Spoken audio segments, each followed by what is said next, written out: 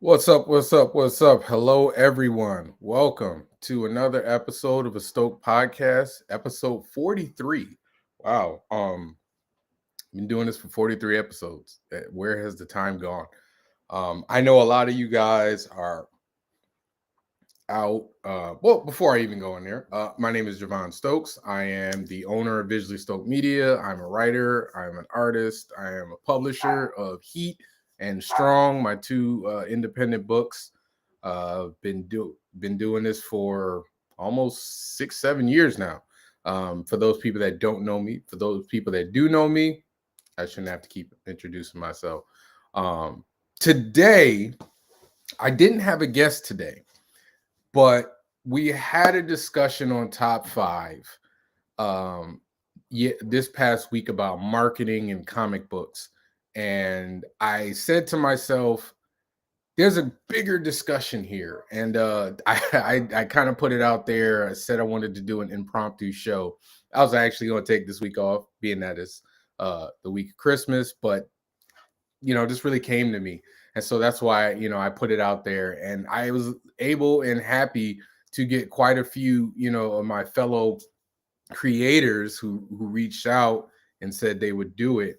And so, we're going to have a conversation, and we're going to talk about the business and marketing behind independent comics. So if you are somebody that wants to be an independent comic book creator, or somebody that's already in and wants some tips and some tricks, or just want to know about how other individuals, other creators handle, this industry and what we're doing, I'm hoping that this can be the show for you. I'm going to do my best. As you are aware, like I said, this was impromptu, so I did the best I could. But I know we got some guests kind of rolling in, so I'm gonna bring them in one by one.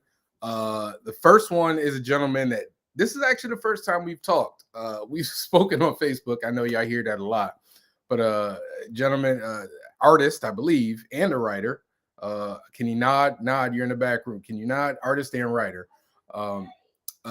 Mason Easley. So we're gonna bring him in first. Welcome, sir. Welcome.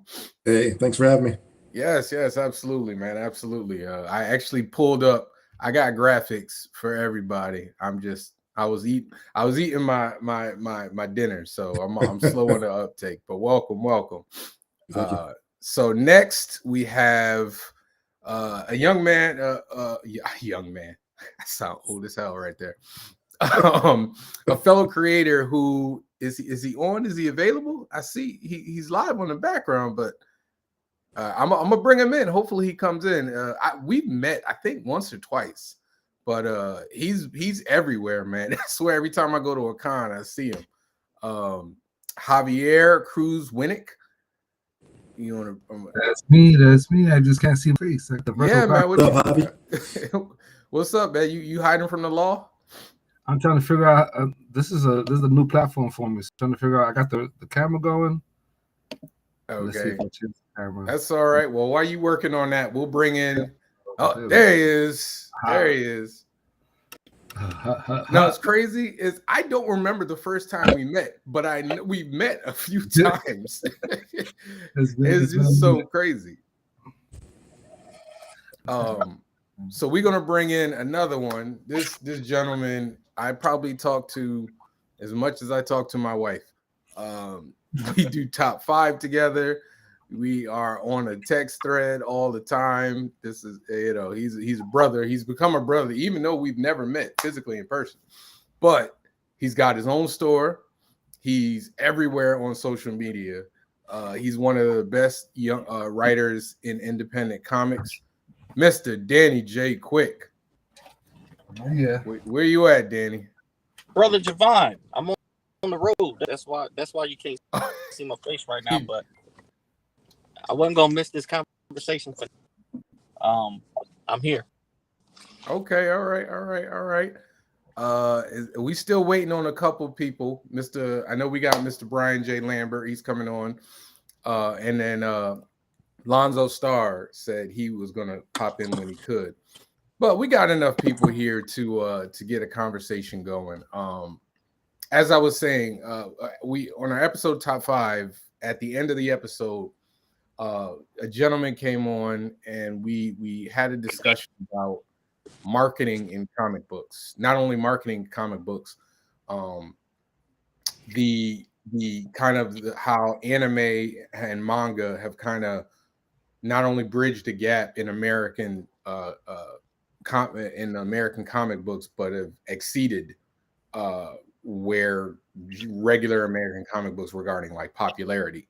And I was like, man, that's a really interesting topic, but a bigger discussion and more important one, in my opinion, was how do we as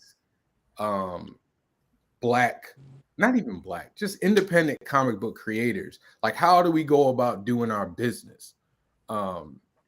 So what I would like for is first, because they're not everybody knows everybody.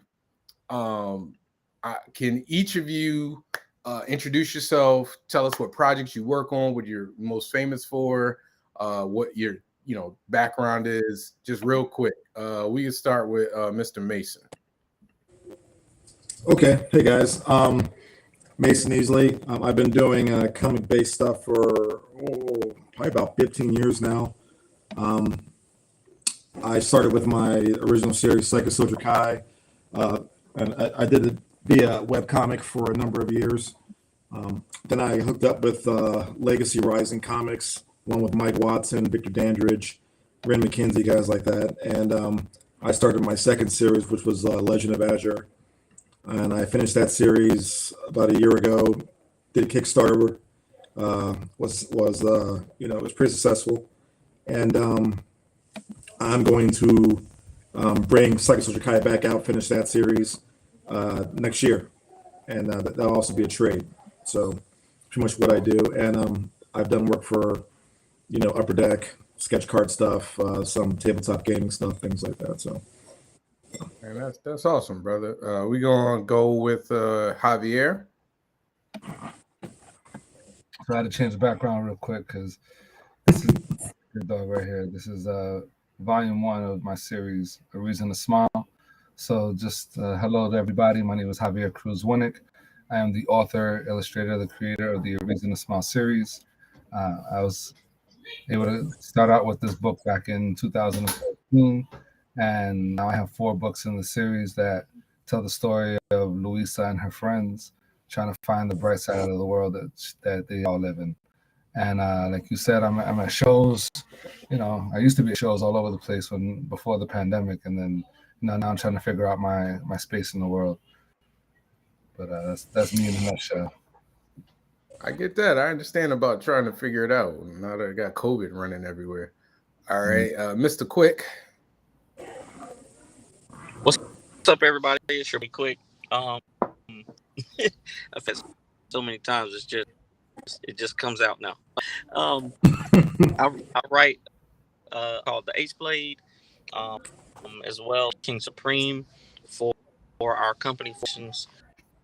We do all indie stuff. I've been fortunate enough to for about 10 years.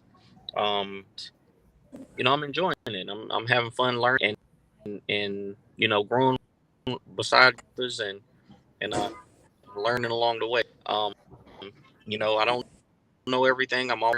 But I always want to kind of pass to the side and learn everything that has worked for us. So I'm excited to talk with y'all. Awesome. Okay, so I think a great place to start so that we can all kind of have a foundation on where we're all kind of at in this independent comic book thing is how did you get like your first book that you did, that you wrote, you drew, everything. How did you how did you get from writing and drawing it to like making it? Like, what was your process? Danny, go ahead, man. Since you went last, go first. Literally, I knew nothing about comic books. I didn't even grow up reading comic books. All cartoons, and I love superheroes. I love the Ninja Turtles and stuff like that. Everything started with just a conversation with a friend of mine. We would love to make comics. Love to create a superhero story. And after going to my first comic book convention, after I came back from my and all these stories about Ace Blade, and just started meeting people like y'all, people already making comics, people, regular people, day job, and who are also, wanting to. And really, it just started from there. Somebody whose artistic style that I liked, and who was willing to communicate and work with budget I had. And from there, it was just learning from how to write a panel, how to put together a set, an artist can understand what I'm trying to say. Then illustrations, versus storytelling, and then having to format a book, and literally every step to learn the process, to get that book out, and then it's just repeat and finding new people to buy the next one. So that's really it for me. It's really started from the bottom, started from way under the bottom, and just learn step of the way. All right, Javier. So for me, I started off as an illustrator. I have a BA in studio art, and I've won some awards at the college I went to, Lynchburg College in Virginia. And I didn't learn what I needed to learn there for what I wanted to do. So I went to SCAD for a year, spent my time there, and then moved on. And I spent a lot of time online, DeviantArt, and a little bit of MySpace and all that other stuff before Facebook came out, and started seeing that there was a process that people were being able to take that allowed them to make their own books, which was Kickstarter. I thought that was a real funky concept, being able to put your project out in the world, and people actually wanted to, help you make it happen. You can look at like producer credits or whatnot. That's all of us in those thank you pages. That's proof of us, helping bring these projects to fruition. So in doing all that research, I said, okay, I used to write poetry and I used to write songs. So why don't I just do that for a story? I'm a real big fan of Slick Rick, and he's one of the quintessential storytellers in hip hop. So I kind of took that as direction in trying to figure out what kind of story I wanted to tell. And I'm always trying to find the bright side out of whatever situation I'm in, no matter how I feel. So I'm like, it'd be nice to have that in a book form. So took the kids that I was working with, and because I was an apprentice teacher, not an apprentice, I was a teacher assistant at the time. And I noticed that there was no stories about Puerto Rican people. So I said, okay, I'm gonna make a story with a Puerto Rican person in it. And decided to try to figure out how to write. Was reading some of those director's cuts that they have for graphic novels and whatnot, and I ended up using that to help figure out, like Daniel was saying, how much you want to put in a panel, how much information needs to be there. At SCAD, I learned a lot about that, the formation of going from left to right, the Z formation, to be able to tell that story and be a sequential artist. And took that and started trying to make a book. And I said, you know what? I'm not getting work from Marvel and DC and companies that I want to get work from. So instead of just trying to go for, portfolio review after portfolio review, I'm just gonna make my own book and use that as my portfolio. And if it sells, great. If it don't sell, then that's my portfolio, and I keep it moving. And thankfully, it did so well on Kickstarter that I just haven't stopped. Awesome. Real talk. Before I get to Mason, you went to SCAD? That's where we met then. In 2000? I was there in 99. Okay, I was there from 2000 to 2001. Okay, so you were there for 2 years or one? Just the 1 year. I got. I Okay. might. Did you graduate in '99? No, I graduated from I started SCAD. SCAD was my 99 was my freshman year. That's funky. That's So real funky. now, where the heck did we meet? I We swear could have had the same. We could have had some of the same classes because we might have. I was a provisional grad student, so I had just gotten my BA, and I was trying to get into the grad program. So they had me in Okay. the intro to sequential art, and I had the professor. I forget his name, but he was the one that taught everybody perspective, and you had to put everything on the black mat, and you had to, you fold it over and you present it. He shows you all like the different ways to present your work. That's crazy. You know what I'm talking about? The thing about SCAD is I did one sequential art course, and the reason why I didn't go for it, because that's what I went to SCAD for. Like I went to SCAD, I was like, I'm gonna do comic books. Right. But then I was there, and so many people kept telling me, they're like, you don't make no money in comic books. I was like, all right, well, what else can I do? And then I did. So I got my degree in 3D animation. Smart. Very smart. Yeah. But now I'm doing comic books. What do you want? All right, go ahead, Mason. Sorry, go ahead. Javier, what were you saying? Real quick, I could have met Mocha, Mecca, or NYCC because I've been all three of those. What I was gonna say real quick is that with the educational background, more artists need to be taught about marketing. And yeah, we're gonna get to that. Okay, we're gonna get to that. We're gonna get in there, but I'm trying to like get so people can get to know, everybody talking. Go ahead, Mason. Oh, all right. So, basically, I've been drawing my entire life. I was one of those kids who wanted to draw Marvel comics. X-Men was a huge influence on me. So was Image Comics in the early to mid '90s.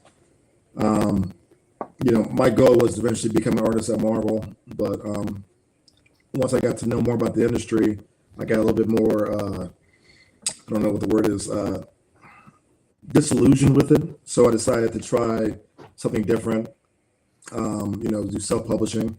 So like I said, I did webcomics first, started going to conventions, kind of, lost passion for doing comics for a little bit, did a lot more fan art, did a lot more freelance stuff for gaming and card companies. And then kind of fell back into love with doing sequential work again when I did Legacy Rising for a little bit, and now I'm all into comics again. So just been doing this my entire life, and I don't know what my eventual goal is. I do know that I have a story to tell, and are you guys having issues with the audio?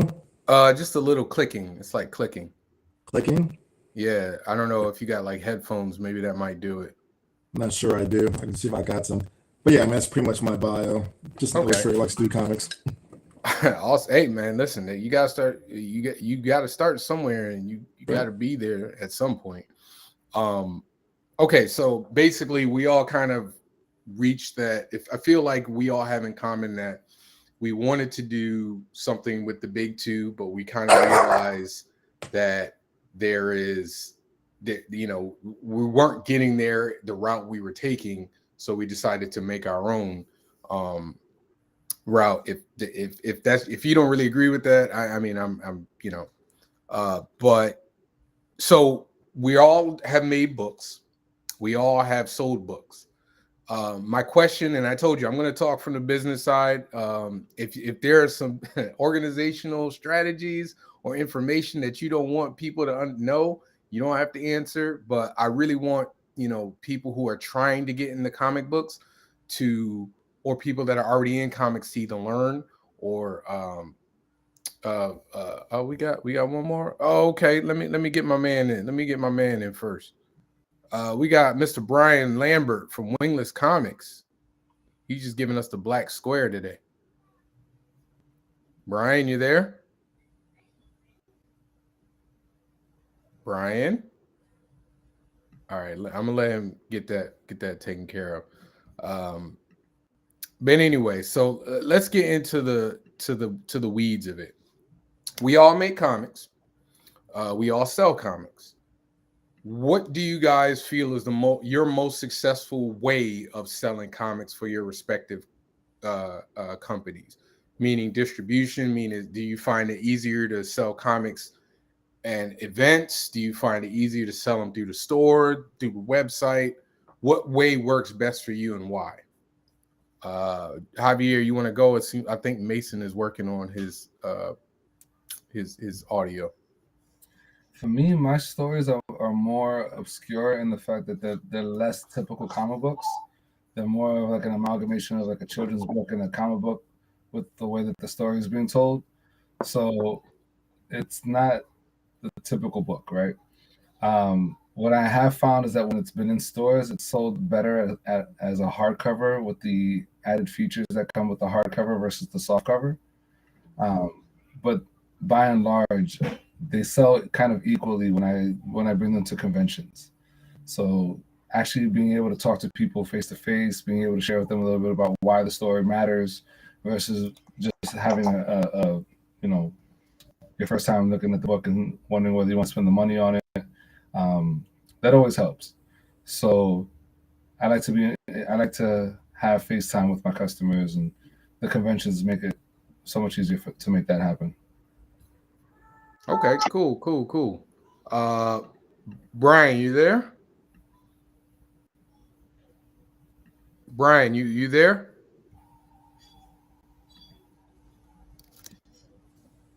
Oh no. Okay. He I think I don't have him muted. I don't know why it's not coming through. Okay. Brian, we can't hear you. So I don't know if you're muted or what. Okay, while Brian's working on that, Danny, what is your best way of distributing your product? For me, I don't know if y'all can hear me. Like I said, I'm on the road. Yeah, we can hear you. Yeah, I think for me, it's I've had the most success. Kind of systems that are in place kind of work for me.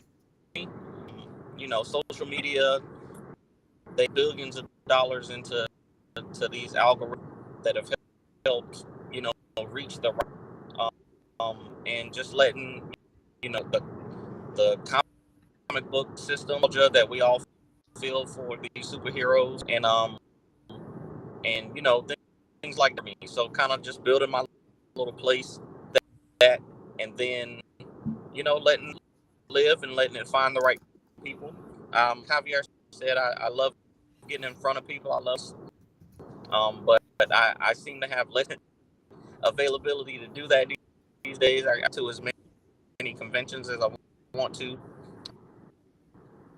Recently we opened up our studio so that we invite people in our local city to come meet these characters. So we opened in I've also found doing kind of different things.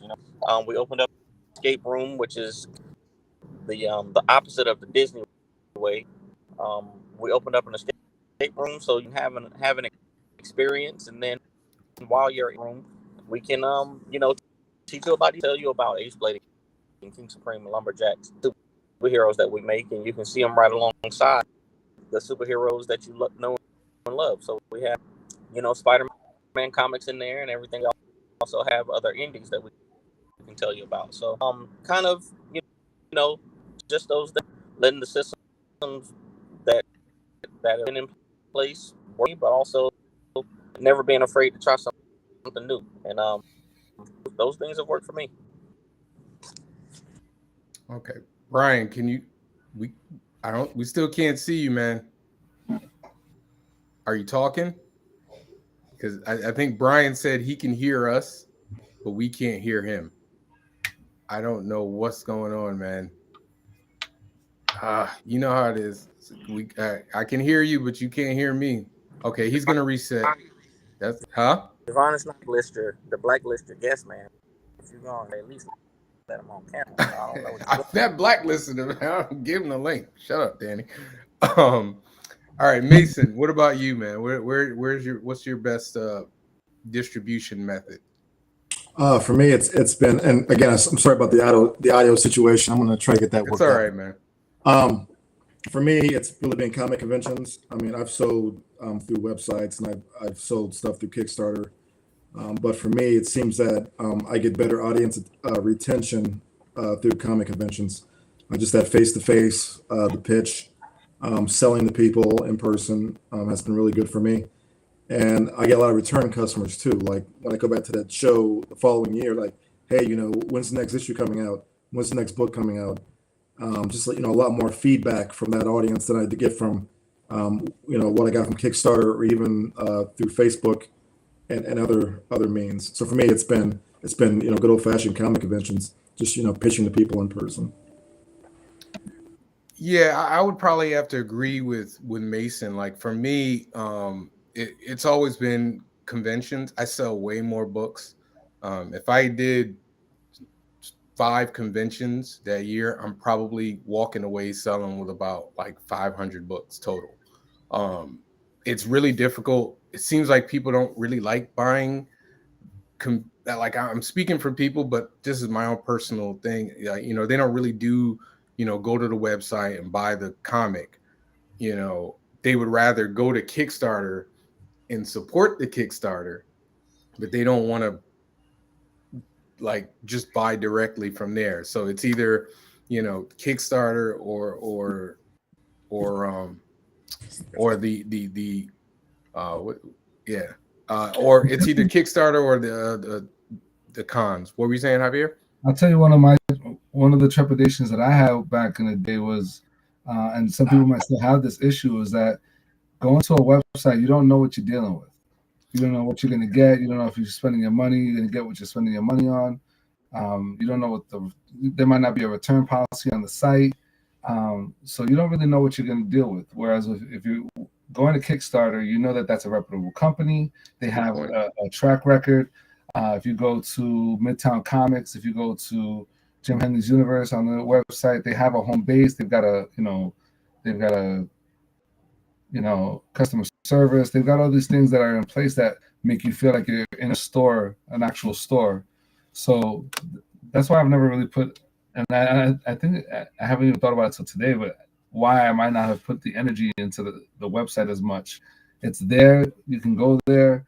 The options are available, but it's like I always try to put that emphasis on like trying to talk to you on Facebook, talk to you on Twitter, have the conversation with you so you know that I'm a real person, that I'm going to actually do the things that I say I'm going to do, and also give you some way to hold me accountable. Because that's the other side of it too. You spend your money online. Like I bought like 3 or 4 things through Instagram, and they haven't come up right. And now it's hard to get back to those companies because I don't remember when I bought them. It took forever to get to me. And now if I want to return them, I have to stay on top of it. I have to use that. That's going to be another thing I have to be responsible for among the plethora of things I have day to day that I got to be responsible for to send that back. So I just got to take it I got to take the L. But, I mean, that's a great point. I've never really even thought about it that way. That people would be they would have trepidation regarding, I don't really know this person. I don't really want to, I do have a lot of people. So I get sales on comic book. Oh, we lost Danny. That's cool. He probably driving.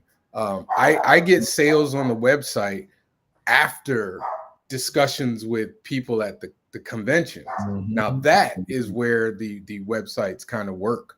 Yeah. Is like I've had people who Danny's coming in and out. Everybody's having it's the holidays. The internet has decided to take a holiday too. Wi-Fi is taking a holiday. Huh? I got lucky today. Yeah, it's all right. But yeah, that's a great point. That it's probably best to supplement it after the fact as opposed to it being like your main resource. That's a great point, Javier. Next question is, do any of you guys have arrangements with any comic stores or bookstores to sell your stuff? Mason, you want to go? I'm sorry, what was the question? I didn't get the first part. Sorry about that. That's all right. Do any of you have arrangements with any comic stores or bookstores to sell your books? Brian, you there? Oh, sorry. Brian? I don't know, man. What's going on? Is it Restream? It must be. Are you coming from your phone or your PC? You gotta let me know which it is. If it's your phone, you might want to go to the PC because phones don't seem to like Restream. He said from the Mac. I'm on a Mac right now. I don't know. He said it's me. I'm not doing nothing, man. I'm not doing nothing, man. I'm trying, brother. I'm trying. I'll talk with him behind the scenes, but yeah, just what arrangements do you have, if any, with any stores or bookstores to sell your product? I have a few arrangements with a couple of local stores. Like they carry my trades, and I've had that for a couple of years with with a few local shops. So that's what I got going on. Javier? So I have tried that route. I haven't been as successful as I would like to be, but I've had my books in a few stores and made some sales that way. My book is I will say my book is a risk, and I have no problem saying that out loud because my book isn't the regular book. What I've done to mitigate that is I'm doing different formats now. So I've got a soft cover, hardcover. That's what I already started off with. So that way, there was an economic option for you. Like if you just wanted to spend the $10 and get the store, you got that. But if you want to spend $20 and get a hardcover that's going to last you and has some extra features, you could throw money down on that. Because of the trepidation that people had with the book and it's a little different than what I'm used to. I don't know if I really want to read that much because it's a lot of text. It's a narrative with comic book storytelling and the visuals. So you got the visuals on one side, you got the narrative on the other side. So you can basically have two stories if you really want to read it that way. But I started doing the floppies as a spinoff.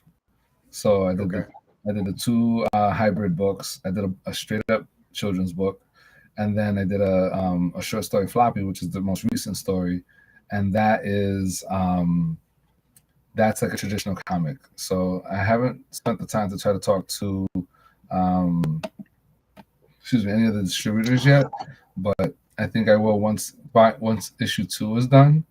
Then I'm gonna reach back out to people and like, hey, I got this new story, which I initially created for Free Comic Book Day. I wanted to try to have something out there for Free Comic Book Day, and I figured a short story would also be good for that. And in doing that, now I have the short story series that I'm doing that's showcasing all the supporting characters of the series instead of having them just be supporting characters. And with that, I'm gonna start reaching out to Diamond and reaching out to Random House that does some of the distributing and see if they can pick it up for different stores. Okay. Mason, I want to follow up. You said you have your stuff in stores, you have your stuff in bookstores. Now, and once again, I told you I was going to get into the weeds. Are you doing consignment or are you getting wholesale? Are they just buying wholesale? How's the feedback with this? Is this helping at all? It's cool. You cool. Don't worry about it. It's still a little click. It's still a little click, but we can hear you. Yeah. Okay. We can hear you though. All right. Because if so, I have to take these headphones off because they bother the heck out of my ears. Mine too. Yeah. So yeah, it's consignment. Okay. That's what I got going on with those guys. So and it's been it's only a couple shops locally. And it's been okay. I mean, I haven't been selling gangbusters or anything like that. I can't quit my day job, but it helps with the edges in terms of sales. Like if I have some extra books laying around, like after a convention, like for example, after Kickstarter, I had a few more books. I was able to give them to those shops, and they sold them for me in that regard. And went the entire process of a consignment, and it worked out fine. So awesome. So we actually have Mr. Brian Lambert. He was not blacklisted. We didn't have security at the door preventing him from getting in. So I just want to make sure you understand that. Brian, would you like to introduce yourself and tell us what comics you do and what name of your company? Give us the background for you, and we'll jump right back in. I just want to first say, I guess I'm fugitive number one. Javon was trying to keep me out, but like any Herculean task, oh, actually, it was the Google Chrome thing, man. I was on Firefox, so I didn't even think about it. But There you go. Brian Lambert, Wingless Comics. We've been doing this for about Wingless Comics itself has been doing this for about 3 years. We've got at this point 10 titles under our belt, with another slew coming next year in 2024. Obviously, an independent comic creator, small press publisher like everybody else here. Started out with Concrete Comics, which Danny has on his shirt, and then kind of flew the coop and started out on my own, and got a couple like-minded creators with me. Awesome. Shout out to Concrete. Hopefully Lonzo could jump on. Brian, I'm gonna dive right in. What arrangements do you have, if any, with any comic stores or bookstores that sell, wingless comics? So I have not like a lot, but I have a couple in Las Vegas, in where I currently am in Burbank, which is a really, really heavy comic book city in California, and one in Los Angeles itself, in Black Star Collectibles. I believe a lot of us are in Black Star Collectibles. Fionn Cooper and Kareem Burton and those guys from the Black Star collectible shops are really cool guys and really great and really supportive of the indie community. And basically what I did, which is really not my thing, is like, I mean, there are a couple comic shops that I frequent anyway, just to go in and look around. And if I actually end up buying something, I just ask like, hey man, do you guys sell independent comics? And a lot of them will say, oh, we get them out of Diamond, or if they say that, then that kind of limits where I can go. But if they're like, oh yeah, we do, or we do shows, there are a couple here that do some, like, I don't know what the equivalent of a comic book open mic night is, but they have that, you know what I mean? Like, whereas you can come in and kind of sell your stuff, a little bit, or just be around on these kind of community nights. And then that's how I've gotten in a couple stores in my direct area, just kind of asking, man. And that's, again, I know for some of us, well, a lot of creators, we got like, you get this anxiety and social and blah, blah, blah, blah, blah. But I mean, it just behooves you to just kind of go in and ask, because you never know who's going to see it. And so that's how I've kind of operated. Absolutely. We're gonna get into a little bit of that in a second. Now I asked the same question I asked Mason to you. Do they buy when a comic book store does get comics from you? Are you doing consignment or are you just wholesale? I've done a little bit of both. Black Star Collectibles does consignment, and a couple of the others, and then a couple of them have done wholesale. It depends on the comic shop, and I also think it depends on how successful that comic shop is. It has really nothing to do with us. If the comic shop is successful enough that, hey, we're just gonna buy these and boom, we're not gonna worry about it. It's like buying out of the Diamond catalog, as far as price points go. But then so is wholesale, right? It's just how they feel like they're going to be able to make money off of that. And what I normally do is I'll take it, because they aren't going to buy. I haven't had anybody, let me say this. I haven't had anybody buy, oh, hey, I want 100 comics, right? So it's, 10, 15, maybe, on the high end, to start at least. But I always take in posters as well. And I'm like, hey, man, you can give these posters away with them, just in case you want. And so whether or not they do, it doesn't matter, because the price point for me, I don't hurt my bottom line doing that, but it just kind of sweetens the deal to be like, oh, hey, this is this new guy or this new company. And if you got your website or whatever, your social media on there, the likelihood of somebody kind of clicking through or typing it in or wanting to check it out, it just raises. You know what I mean?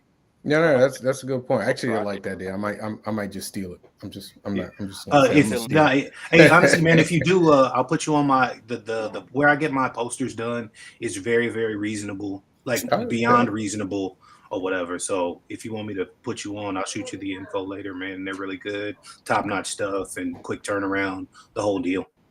Danny, same question. Do you have Ace Blade and Lumberjacks and King Supreme? Do you have them in other stores other than your own? And if so, are you selling them to the store, or are you doing consignment? Same deal with Brian. Keep our stuff in rotation. Really, like local stores. There's a store, and then there's Ultimate Comics, who has 3 stores, and they keep our stuff. But it's kind of like we built a relationship with those other stores. Just like Brian said, if I'm there and I pop up, I'll ask about it. I'll say, hey, do y'all take indie comics? I always try to keep some in the trunk just in case, some in the car just in case. That's right. That's right. But Acme Comics and Ultimate Comics, I've done videos for them. I do all of their conventions and when they have free comic book day, I'll usually hit up. And I'm kind of just built the relationship with the managers of the stores, and like I've been fortunate enough that they'll reach out to me and say, hey, do you want a table, or do you get out to this? Or they did a local thing with the Greensboro Library had people coming out to learn how to make comics, and they asked me to speak, and just that can really help with placement and connection. So that's it. All right, awesome. So I'm gonna wrap that all up and say, get to know the comic book stores and bookstores in your neighborhood and the surrounding areas, whatever, build that relationship, because those are the people that if you build a good relationship with, you can actually sell some books. Speaking for myself, I've done both the consignment. When I first started out, I did 2 stores with consignment, and I was so busy doing something else, I never went back and got the money. And I learned my lesson that day. But eventually I did see them again, and they did pay me, but they were just like, just stay, just staying on it is just a part of the business that I kind of learned, because I was, like I said, I jumped in feet first, not really knowing what I was doing. But now most of my books that are in stores, they buy the books off me. I give them a deal. I usually charge them like the price point, the cost of the book to make, maybe in a little bit more, not a lot, but and they usually work with me. They'll take a couple more copies, but because I actually have readers that come to that store looking for my stuff, they're more willing to buy 4 or 5 copies, and then they'll be like, hey, give us some more. So it's just, it's my son in the background. Oh, Come give me a hug and get that love. you gotta stop. Say hi to everybody. Say hi, everybody. The whole world seen you cry. You see how that stopped? Yeah, Right. Good now. Right. Right. Say happy holidays. What's up for the camera? Say happy holidays. Bye-bye. Go ahead. Go to mommy. I will say real quick, man, another way to get into comic book shops is to talk to them at conventions, because they're already ready to talk to people. So if you just hit them up then it's not like, it feels less like a cold call, or like just going into a comic book shop dry, being like, oh, hey, man, I do comics. They can see your table. You already got merch there. It just kind of, you can kind of make that relationship a little bit easier because they see that you're selling and then they're selling. As opposed to just being somebody off the street or whatever. Another thing to piggyback off of that, I think, was to carry some stock with you. So as you approach your potential buyers, like, hey, I do X, Y, and Z, but this is what it is. This is what you can have in your stores, and then that way they feel like they might even buy from you from I had it happen to me at Baltimore Comic-Con, where I had it right on me and they just took it off my hands. Yeah, I mean there's also buying from them too. They'll listen to you more if you buy something. Instead of just walking up, hey, I got a comic, but sell my comic. If you buy one, I know there was a store, I wanted them to buy my stuff. So what I did is I came in on a Wednesday, I bought some stuff. I came in the next Wednesday, bought some stuff, and then came back the third Wednesday, and but I talked to them every time I bought something. You know what I mean? So it wasn't like you did that same thing when you was trying to get the number of the waitress. I don't work like that, anymore. Trying to get me in trouble, I'm sir? saying back in You trying to get back in the day, back in the day. No, man, if it's a waitress, You only got a finite amount of time. What am I doing? I'm getting myself in trouble. All right, so Javier about to get me in trouble. So we gonna move on to the next topic. Let's talk money. All right, money. Doing these projects all costs money. Savion, I see your question. We're gonna get back to it, but I want to get to these questions first and then we'll get to that. All these projects cost money. Like I know a lot of people don't believe it, but these comic books, they don't grow on trees. It's not like, they're not cheap either, especially if a lot of the printers that we all use, I happen to use for my book, that heat.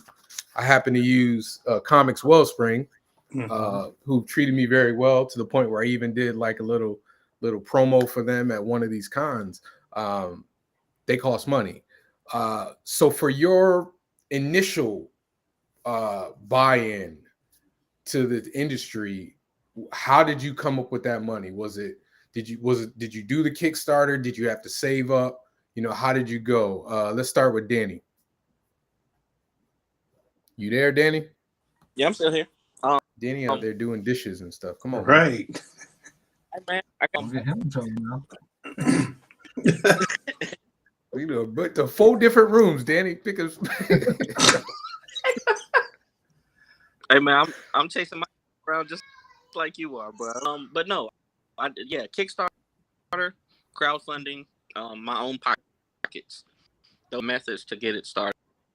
Like it's in the name, man. Kickstarter is meant to give you that boost to get you over that hump, but then you gotta, continue to hustle. Like Javier said, keep some books on you at all time, and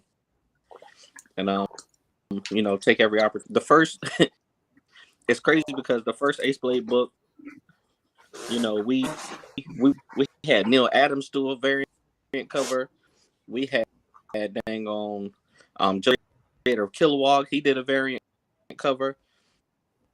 Just talking to these huge, at conventions, we're like, yeah, this makes sense to get the guy who drew years to do Ace Blade's cover, and that work funded, but I didn't know how much it cost to actually make a comic book. So that $600 that I spent on Neil Adams to get him, kind of ate out of that budget. That artwork, even though it's something that I still use to promote my books, it's that first book. So you have to be careful with that, and when you like that, and you don't know what you don't know. And I didn't have guys like Brian Lambert. I was walking in the right direction. So just learning step by step.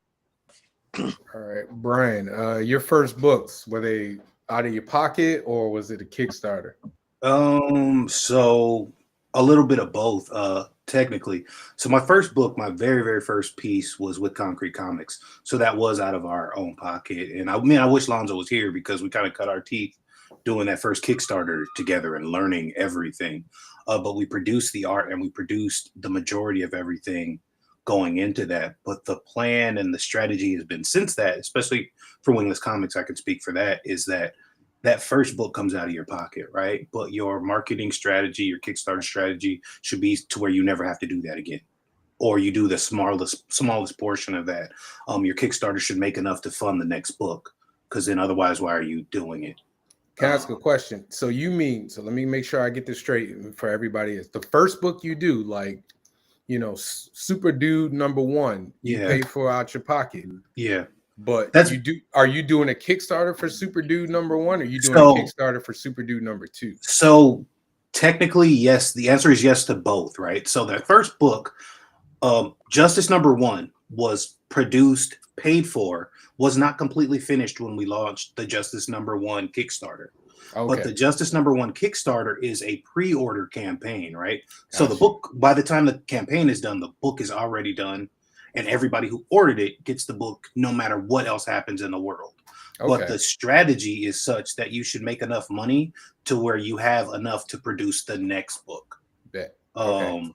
So in you're terms talking of- about, and I don't mean to interrupt. So you're talking about when the money comes out, and I'm trying to simplify this and make sure everybody understands who's watching. Who, you know, I know of a young man, Savion Ross, a young man who's a son of a friend of mine who's really interested in comics, and he's been, you know, he be asking me all kinds of questions. So I'm trying to make sure he understands. When you talk about production of the book, you're talking about you paying the artist, yes, and you paying the inker and everybody getting paid. Yes, but the writer, I'm assuming. Right? No, right. The writer publisher, myself, does not make any money. All right. No. So okay, so people, No. The quick breakdown is this, right? Okay, so let's say the production for Justice #1. Justice #1, I was the writer. I am the writer, right? So obviously, I don't get paid. I pay the illustrator, and I pay the colorist, and I pay the letterer, right? And that is my production budget for that book. I also add in, I estimate shipping and printing costs. I have a partnership with 133 Art Publishing, and so they do my Kickstarter fulfillment. So before the Kickstarter is done, I know I've got 300 copies I got to go out at this price, that price, right? So I budget everything into that piece of the funding. Now, everything that's left over, which would be profit, quote unquote, right? Either you take that as profit or you flip that into the next book, which as small creators, we should, if we want to continue, right? We should be flipping that into the next book. I see a lot of small press publishers flip it into like, oh man, I just made, I made 6K on this book. No, you didn't. 3K goes to production, fulfillment, shipping. That other 3K should go into the next book. So you're not begging for 6K again to get #2 done. You know what I mean? Which is a trap a lot of people fall into. Before we go to Javier and Mason, Danny, go ahead. I want to point out something that similar to Brian. I didn't play book until Ace Blade #5. I had not paid myself in producing and lettering all these books. I have not paid myself. Ace Blade #5 came out, and Ace Blade #5 was the first book that I actually took money. Even though all the books were profitable, and I did not pay myself for on those books until Ace Blade #5 was the first time that I actually took, and it was only from the profits to keep for myself to pay bills, out. So justice for writers. We need writers, and we need to pay ourselves. Yeah, I want to get to that to say, because I got something to say on that. But go, Javier, go ahead, man. How did you your first book? So I was, I guess, fortunate enough that like people who knew me from college, people who knew me from high school, Facebook is a beautiful thing for that. Like all those connections that continue to be made. I ended up just meeting a lot of people that were like, "Oh, you're an artist. What do you do?" And I would show them my drawings for years. So people were waiting. I believe people were waiting for a project from me. The whole reason why I started doing a book was because Joe Prado was like, "Yo, we see all this. We know you can do this. Where's your book?" And I was like, "Okay." So that's when I started working on A Reason to Smile, and so the first campaign was pretty successful. I feel like the way the Kickstarters worked for me is that budget that I came up with, that was to pay for everything. That was to make sure everything was taken care of. I didn't have to come out of pocket for anything. So that overspill, that what is it called again? When you make more than your goal, the profit. Profit. You just talking about no. There's a like overfunding or whatever, how they call it, overfunding. Oh, when you go over, yeah. Okay. So all of that, which I hate that fucking term. that for me that's my profit. Okay. That's when I pay myself. I actually had went to Italy that first year. With that first book, and I ended up being able to spend money in Italy because I had been able to make. Can I put an addendum that people may not know? in addition to being a writer, though, Javier is also an artist. Yeah. He's the artist. You know, there Yeah, I was are gonna get levels that into he that. cuts I was out gonna get into that I was Danny gonna is a get writer, into that. myself as a writer. We can't cut that. Like No. that's I was gonna get there. I was That's trying to definitely- let Mason say what he's saying. I definitely I was gonna wanna let hear Avian before, because y'all were talking from a writer's perspective, Yeah. but they were talking from an artist's perspective. So I was Yeah. trying to let them get theirs. Go ahead. So yeah, and with that being said, it's like I gotta pay myself twice. You know what I'm saying? That's So one like, way to look at it. you know what I mean? Because like I gotta put in the work to make that story work. I gotta make sure that it took me 2 years to put a Reason to Smile together, 2.5 years actually. And part of the reason for that was because I didn't want to just make a book and just put it out there. I wanted to make a brand. I wanted to make something that I could say, this is what's going to happen in 5 years. This is what's going to happen in 10 years. This is how, the direction I want to go in, and make it so that way when you see me, or you see anything that's remotely close to me, it's like, oh yeah, that's that thing that looks like that, and it's like this guy, and I want to do it together. Like right now, I'm wearing a shirt that's inspired by one of the characters that wears a shirt in the series. So continuing with that branding.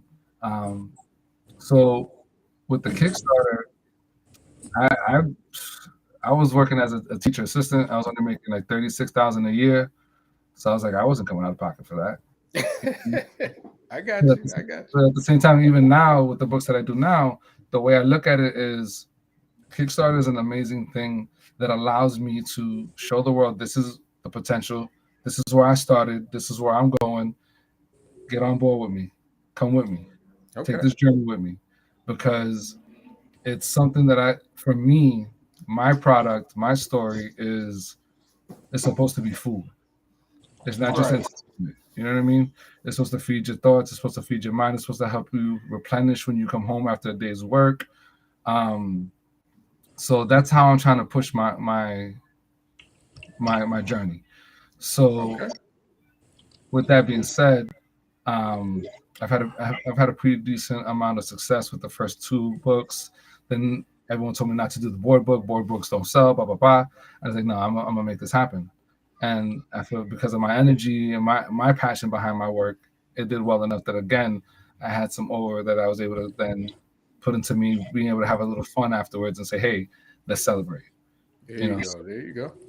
So it's one of those things where it's like I make sure that I do as much research as I can to put a fair budget together and say, look, this is what it is. I'm not trying to G you. I'm not trying to take your money. I'm trying to put together something that's potential for the future. Right. If you get on board, then you're a part of that. Awesome. And I think that's been part of why I've been successful. Awesome. Mason, you want to add? Well, my first book was funded from my freelance work. So I took work that I had done from freelance, and I used that to pay for my first printing. Like Javier, I do the writing, the lettering, the editing, art. I do everything for my book. So when that book is produced, whatever money it makes goes back into my pocket. I don't have to share it with anybody else. I just have to pay printing costs. So when I did my Kickstarter for Legend of Azure, the first trade, it was actually the second printing. The first printing I had sold out copies of, and I was in a situation where I said, well, I could pay for more copies out of pocket, or I could try this Kickstarter thing and see where it goes. And from that, I got more copies of the book, and I was also able to sell to people around the country. I didn't do international. I stayed domestic for that first Kickstarter. So basically, I'm able to fund my books, pretty much on my own, without a lot of, help from Kickstarter or other sources, because, I just pay for the printing. And actually for me, Kickstarter actually wasn't as profitable for me as like convention sales were. Because, with Kickstarter, you have to take care of the stretch goals, the shipping. Like in my case, actually, the stretch goals almost cut into my profits. I was very close to messing up because in my Kickstarter, I had like a stretch goal where if you if you buy the book, whatever, you get a print.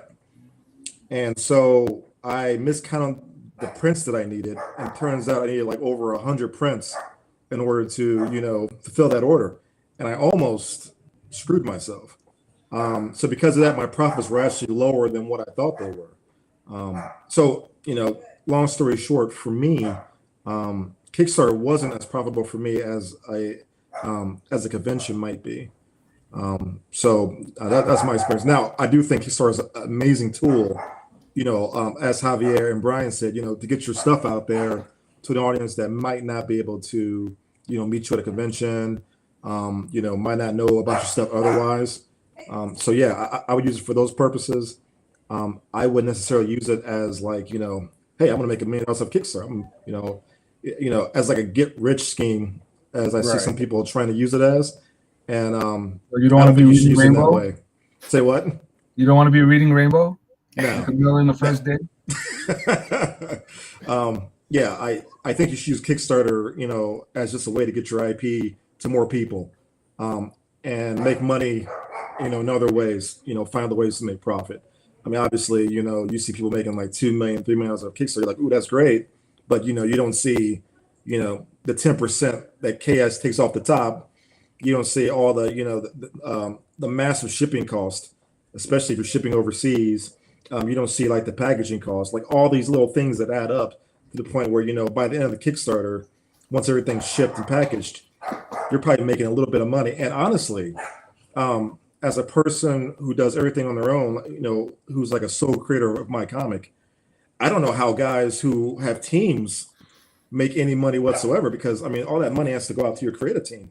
And like I can imagine splitting my profit 6 ways or 4 ways, even 3 ways. I mean, Yeah. that leaves you with very, very little at the end. So yeah, that aspect has always puzzled me on how those companies or those publishers stay profitable. Yeah, I always have that same thought. For those that are watching for the first time, I do all the writing, art, coloring, lettering. I do everything on the book, graphic design, top to bottom. So my first Kickstarter none of my Kickstarters, number one, are for large amounts of money. Like they're all for like, I've only done 3, and all of them are like $2,000 or a little more. Because my thing is, I just want to make enough basically to make the books. And then everything else, anything like this, like I'm with you, Mason. I've had like stretch goals that have kind of eaten into what could like be any type of profit. And I keep, I'm still learning on how to use Kickstarter in that manner. But I've also paid for books out of my pocket because I can. And so, because I'm doing like Heat #1, the graphic novel Heat that I did, and then the most recent Strong #1. Those are the only 3 books that I've done Kickstarters for. But Heat #2, 3, and then this Heat #1, these came out my pocket. So everything is kind of, I'm like half and half, but I understand the need for Kickstarter. A, as a marketing tool, and then B is kind of a financial buffer that can help you, like if you use it correctly. But I don't think I would ever be like solely relying on it, unless I was in like Danny or Brian's case, where if you're the creator and the writer and you need you need a team of guys to work with, you need that financial buffer, because that's a lot of money to come out of pocket. And I'm sure, Brian, you can elaborate on that. Like if you got to pay the artist and then the colorist and the letterer and everything like that, you're already coming out of pocket before like you said, you're already coming out of pocket before the Kickstarter even started. Yeah, but okay, so I think this is one of those plus minus things. And this gets into a lot of the creation or creators debate, right? Like if it's worth it, do it.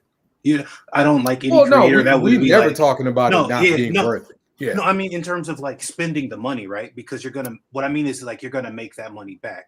When you put out Heat, right? Like that, it looks exactly like you want it to look. Right. The benefit of you guys being artists and and creators and writers and all these other things is you're going to really key in on your own look and get exactly what you want immediately. I've seen a lot of creators, especially even myself, right? Like the first picture of Justice is not what he is now. You know what I mean? Even though I had the same design aspects in my mind, my artist didn't draw it like the way I wanted, and it took a couple artists in order to before I found Fabio and we get that right. And at that point, it does cost money, but like I think the old adage, it takes money to make money. It's the same. Javier said like, oh, I got to double pay myself, right? So I don't double pay myself because I'm not the artist. Right. What I do is I pay the artist and then I pay the colorist. Or if I do the cover, you know what I mean? Like I'm the cover artist. So that's another X amount of dollars back into the campaign. And it kind of becomes what you make of it. Absolutely. When you're doing larger books, if you're doing trades, I think Mason was saying like his first was a trade, right? Like that's different than like floppies. You know what I mean? Like floppies are consistent money in, consistent money out. A trade, while it's money out, it's like a lump sum money out, right? So then to get a lump sum money back in, depending again how you strategize your business.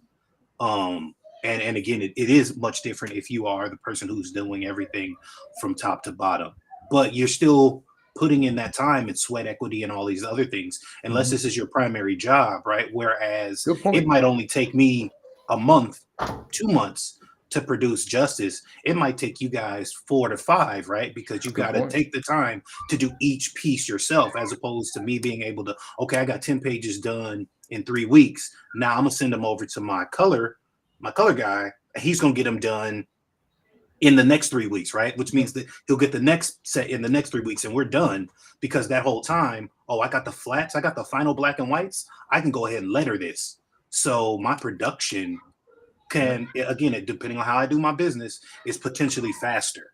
Yo, you're absolutely right. right. Then I make the money back in speed, right? Whereas you guys make the money back and not having to pay teams. So I think that it balances out, right? Yeah, so it balances and it's going to balance it, right? But it's all about the business part of it as well. Even with you guys working actually on your own, it's about the business part of it more than it is anything, because you can have the best artists in the world, but if look at what is that book?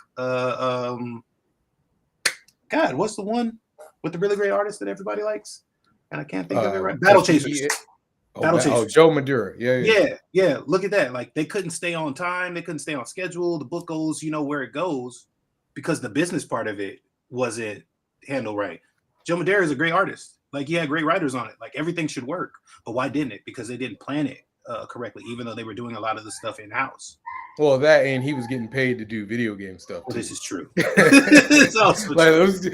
And Marvel stuff too. Yeah, Marvel stuff. He was getting, I never understand why. He did Ultimates. He did Savage Wolverine. He did all other stuff. I'm like, bro, like your books. He was getting paid. He was getting paid. He was getting paid a lot. He's getting paid. Just pencils too. Yeah. One thing go I ahead. really talk about with regards to Kickstarters is how you can get something started, even if it's something small. So like I was fortunate enough with my first book to be able to do the whole thing on my own and then say, hey, I have this thing ready, just pay me and it can come out, right? Or rather not pay me, but help contribute to this process and it can be produced. With the second book, I tried to be a little slick and I went off just having the cover. Thankfully that plus the background of the rest of the book was good enough to help that come to fruition. But what I would suggest to writers who are new to this, because you guys got your thing going on, but for writers that are new to it, they can come out of pocket for just one image. Say, look, this is my concept, this is my character, this is what the cover would look like. If I make my goal, you'll see more of this. Can I piggyback on that? Sure. Can I say? I know I don't know if Brian might say the same thing I'm saying. I would say not one image, but like the first. If you could get like pay for the first 5 pages. Oh yeah, no, for sure. I would say that. I would say it's always better. But if you don't have that, if you don't have it like that, like you said, you had it like that. Not everybody does.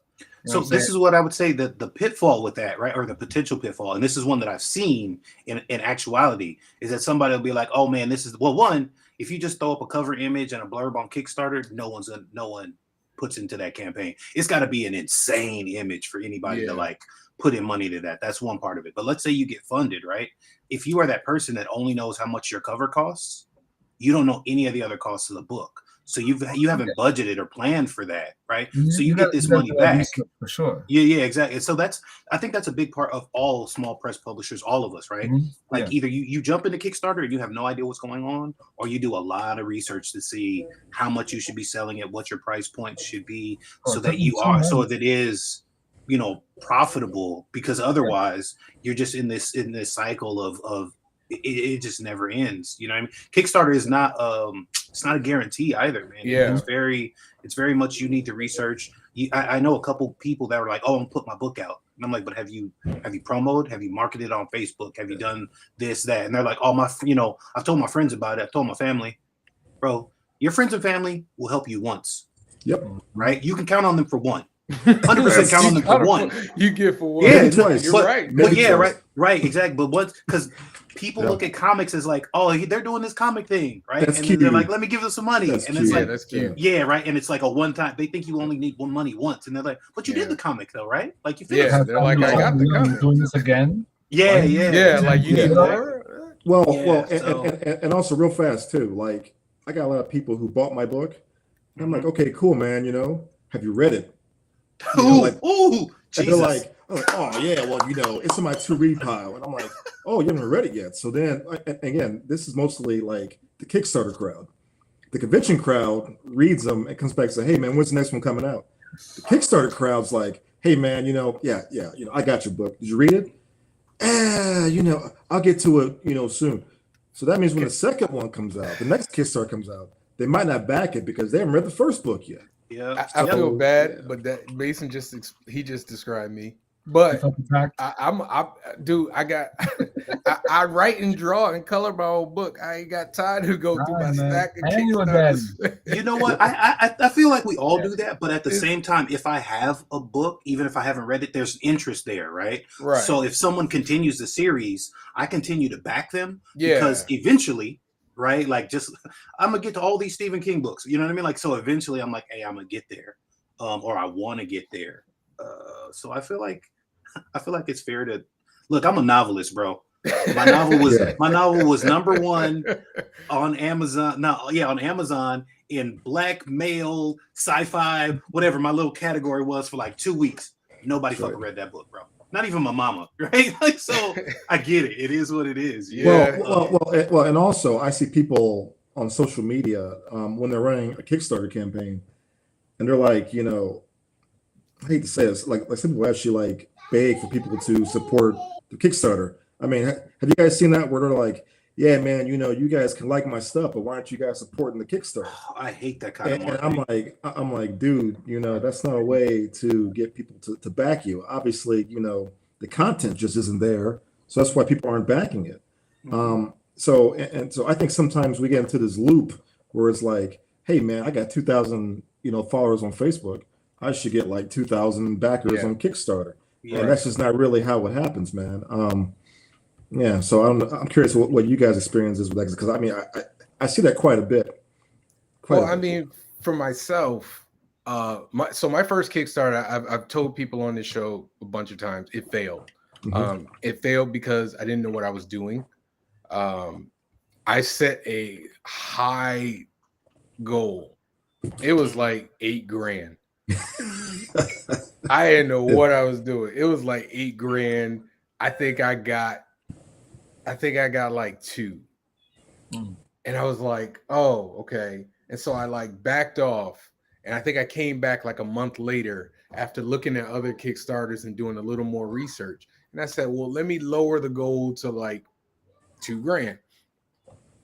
Hit that $2,000 mark, because pretty much everybody that supported it the first time came back and supported it. So I was like, okay, bet. So I got the $2,000, and then that $2,000 actually, like I said, funded Heat 2 and 3, believe it or not. So I was able to kind of like, and I do small print runs, right? So for those that don't understand, when we say a print run, however many books we order from the printer, that's the print run, right? So I usually, what I was doing before was I would do a print run of like 30 or 40. And I was not going to buy any more books until those 30 books were sold. Mhm. And then, so Heat 2 and 3 were taken care of. So I was able to kind of package them together when I went to cons, which is a nice way to segue into the next topic. But I would go to a con and I would say, okay, I would sell these books for, I think it was like $3 each. No, not 3. Was it 3? I was like, It was- shit, what were you printing them for? No, it wasn't 3. I It need wasn't to 3. I need to get at your level.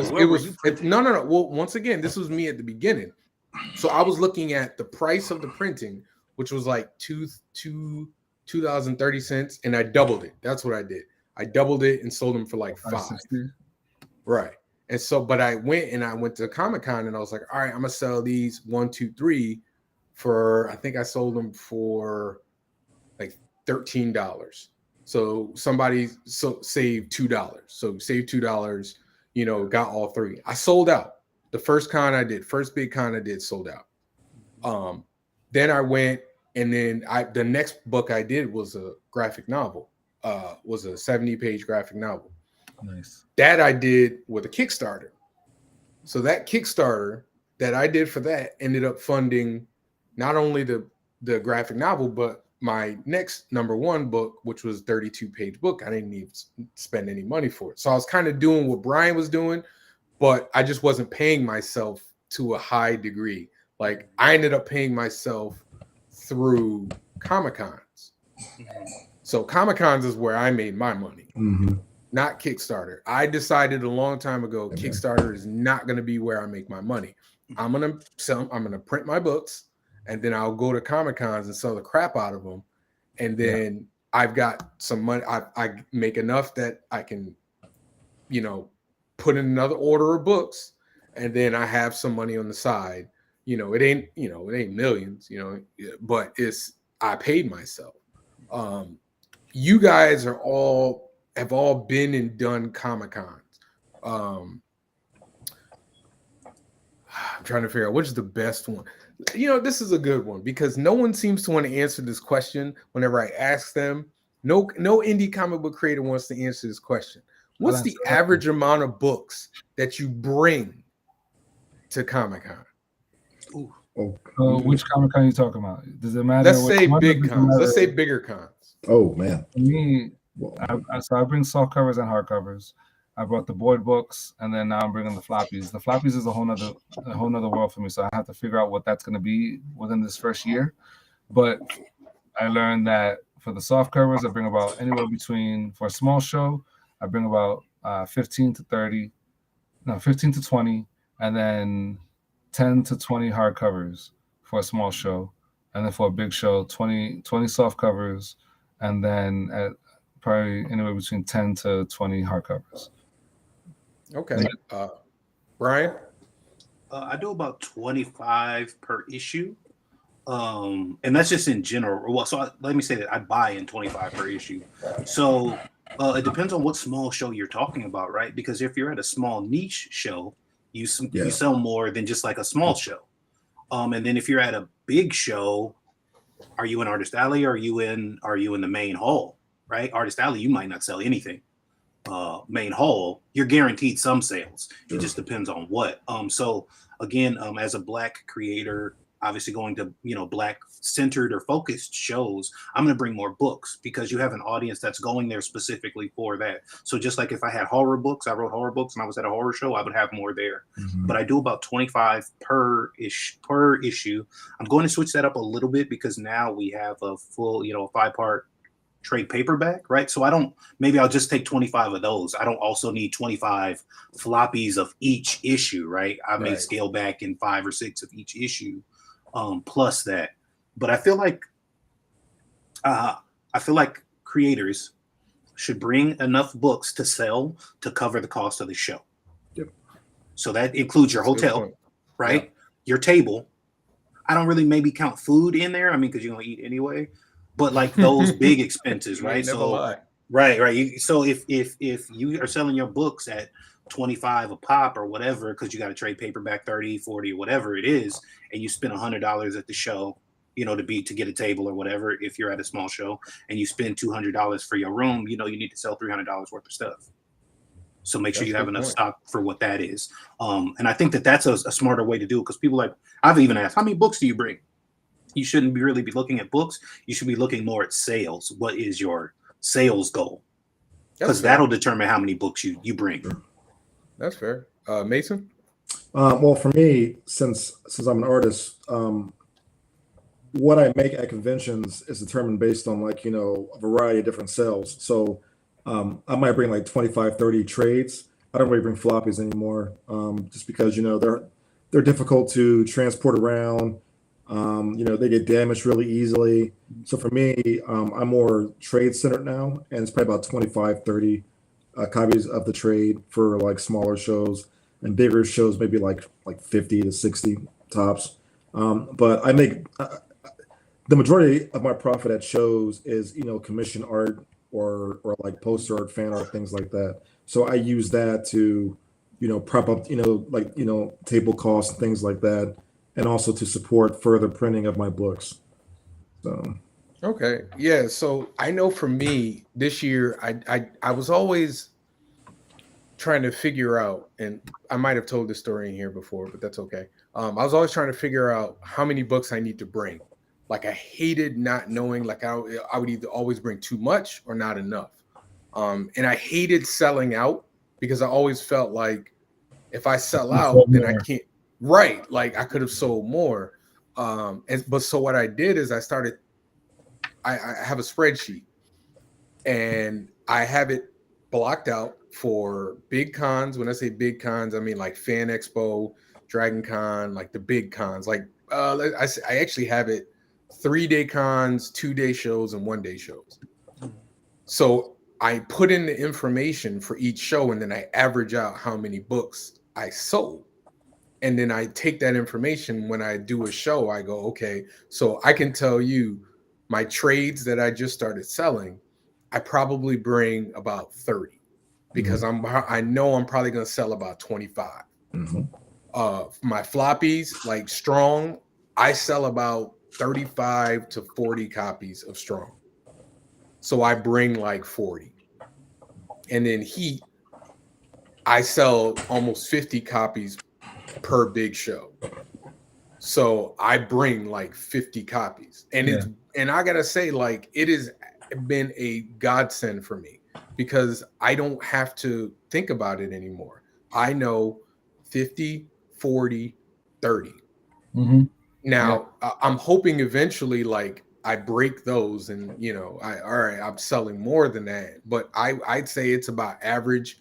I actually have it now so that I'm averaging out sales per day too, like how many books I sell, because I was getting to the point where on like Fridays I would be like, man, like nobody's buying any books, like I don't understand, but then I started averaging out how many books I sell on Friday. So I got to the point where now I'm like, how many books have we sold? Oh, that's about right in line. We good. Like I don't feel bad anymore, like this is a personal thing. Like it was annoying me. You're not the only one that goes through that, bro, because it's the idea of I got this thing, you see me, but you walk right by. What's going on? You know what I mean? So like, you don't know if you're doing the wrong thing. You don't know if you're at the right show. You don't know if you've done the right thing. You don't know if you wore the right T-shirt. Yeah. You know what I'm saying? Like all these silly things start factoring in. And then Saturday and Sunday come, it's like, oh, my bag is lighter than I thought.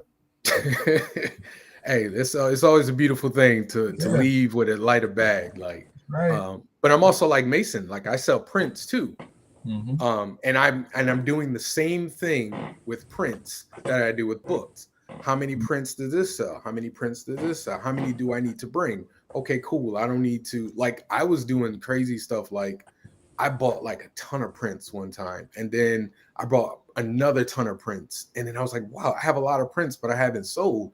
But once I started looking at the numbers, I was like, okay, I only need to bring like 10 of each. That's right.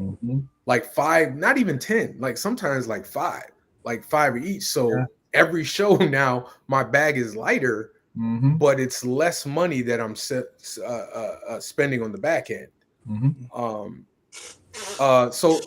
Regarding cons though, like how do you guys choose which cons you do? Is it just whatever is available, or do you feel like there are certain ones you target? Mason, you want to go first? Sure. For me, it a few factors. One is time of year, table cost, attendance levels, location, like where it's at.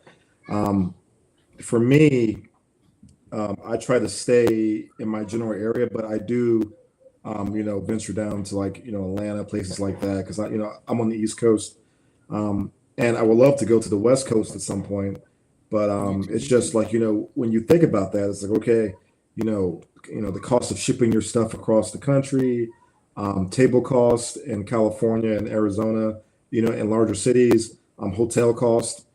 All those factors come into play. So like, for example, let's say that, I'm doing, what's the show? Let's just say like I'm doing like a show in San Diego and the table's like $750. Okay, fine, whatever.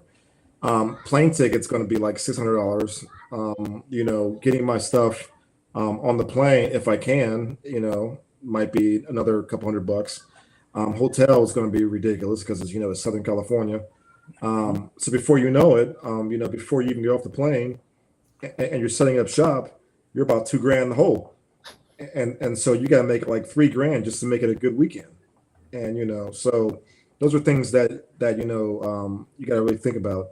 One thing that I've been trying to do recently is trying to get invited to more shows, try to come in as a guest. So that way, I can avoid table cost, maybe even get my hotel cop for.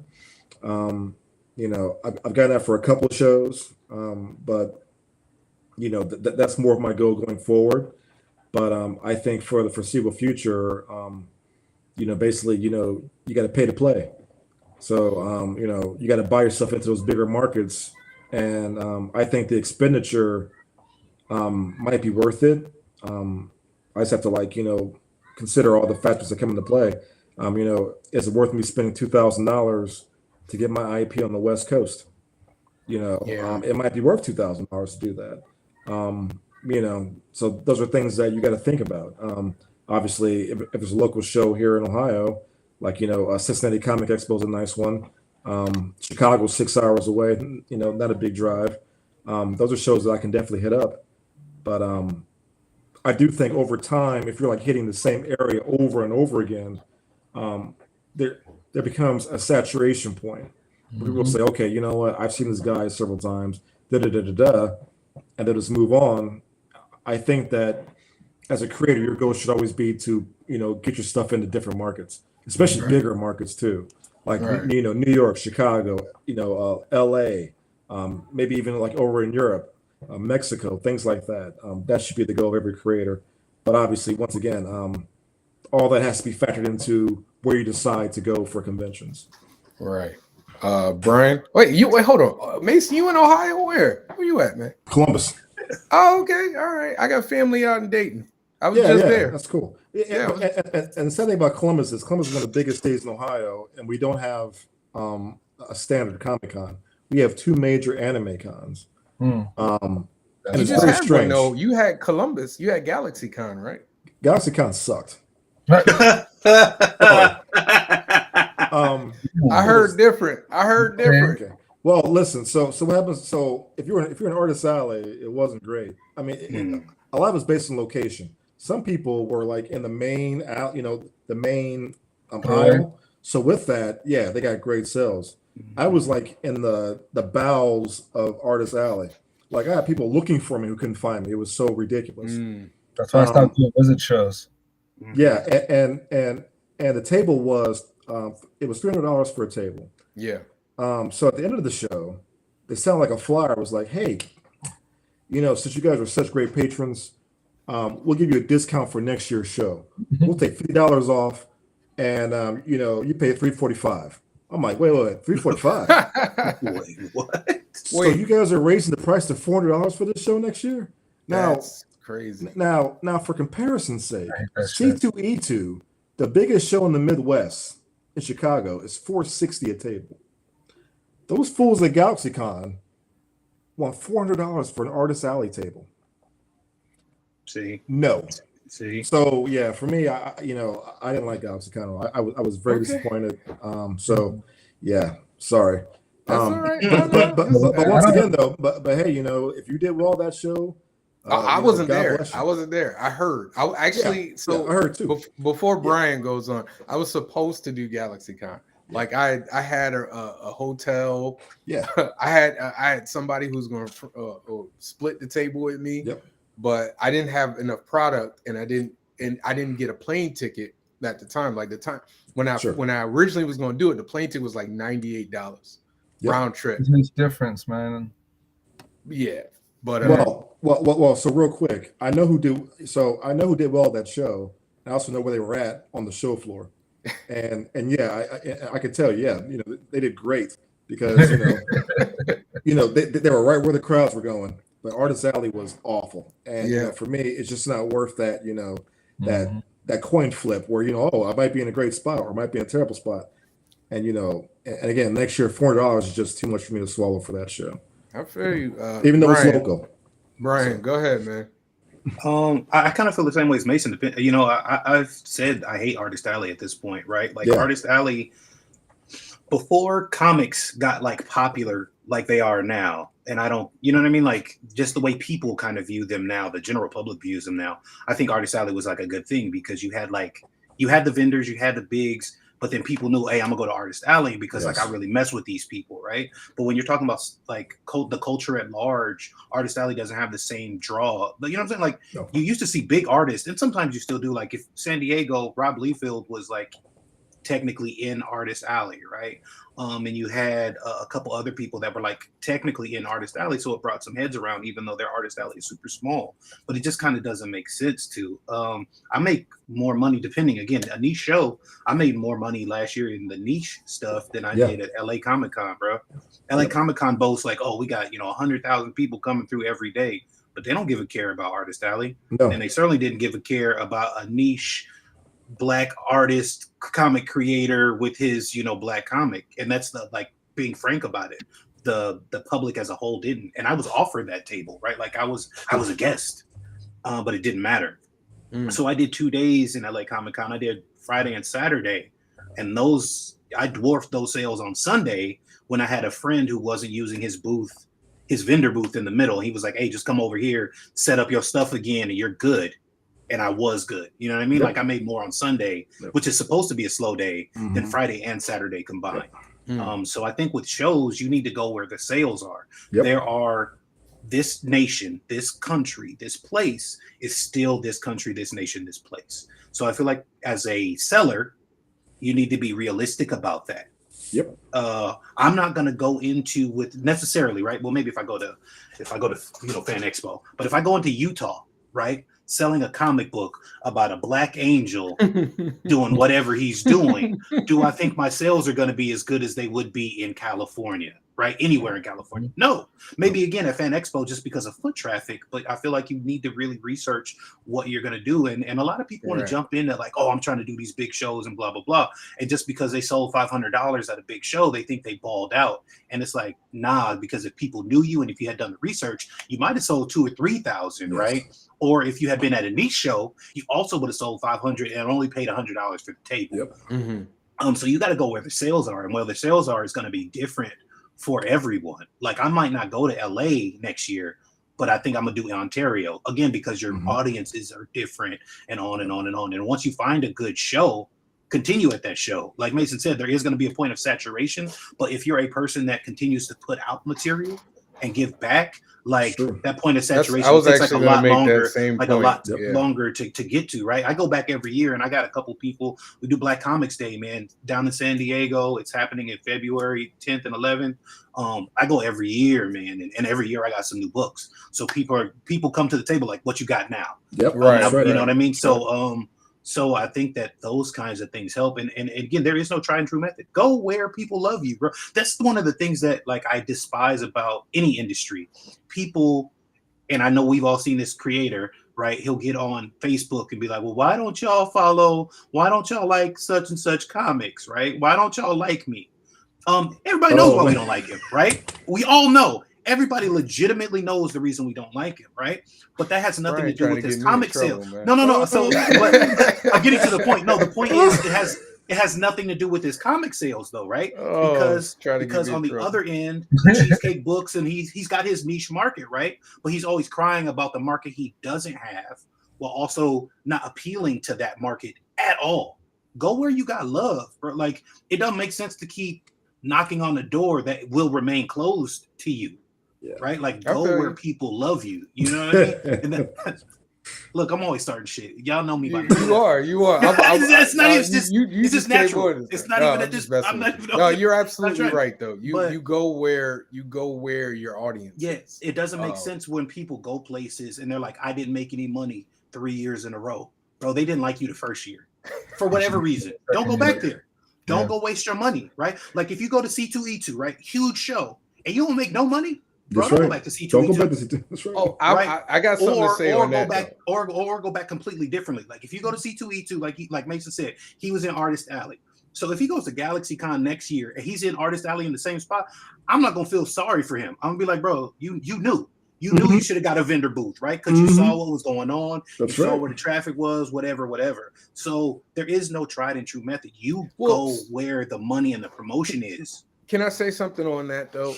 Because I'm gonna let Javier speak on it, because there is, yes, don't go back there if you don't like where you were set up, but we also have to acknowledge that the setups aren't always the same, because I've done, like I do Terrificon in Connecticut.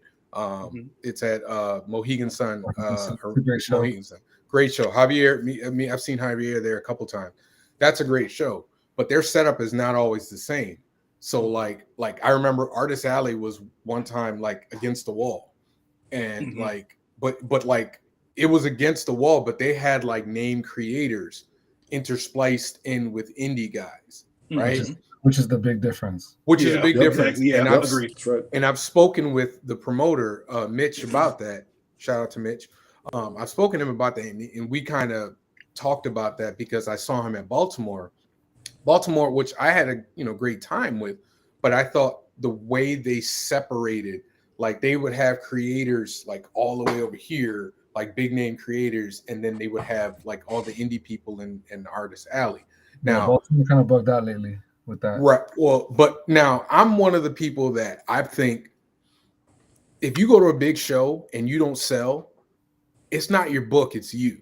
I've always said that. Like, I don't care what your book is, you need to figure out how to sell it.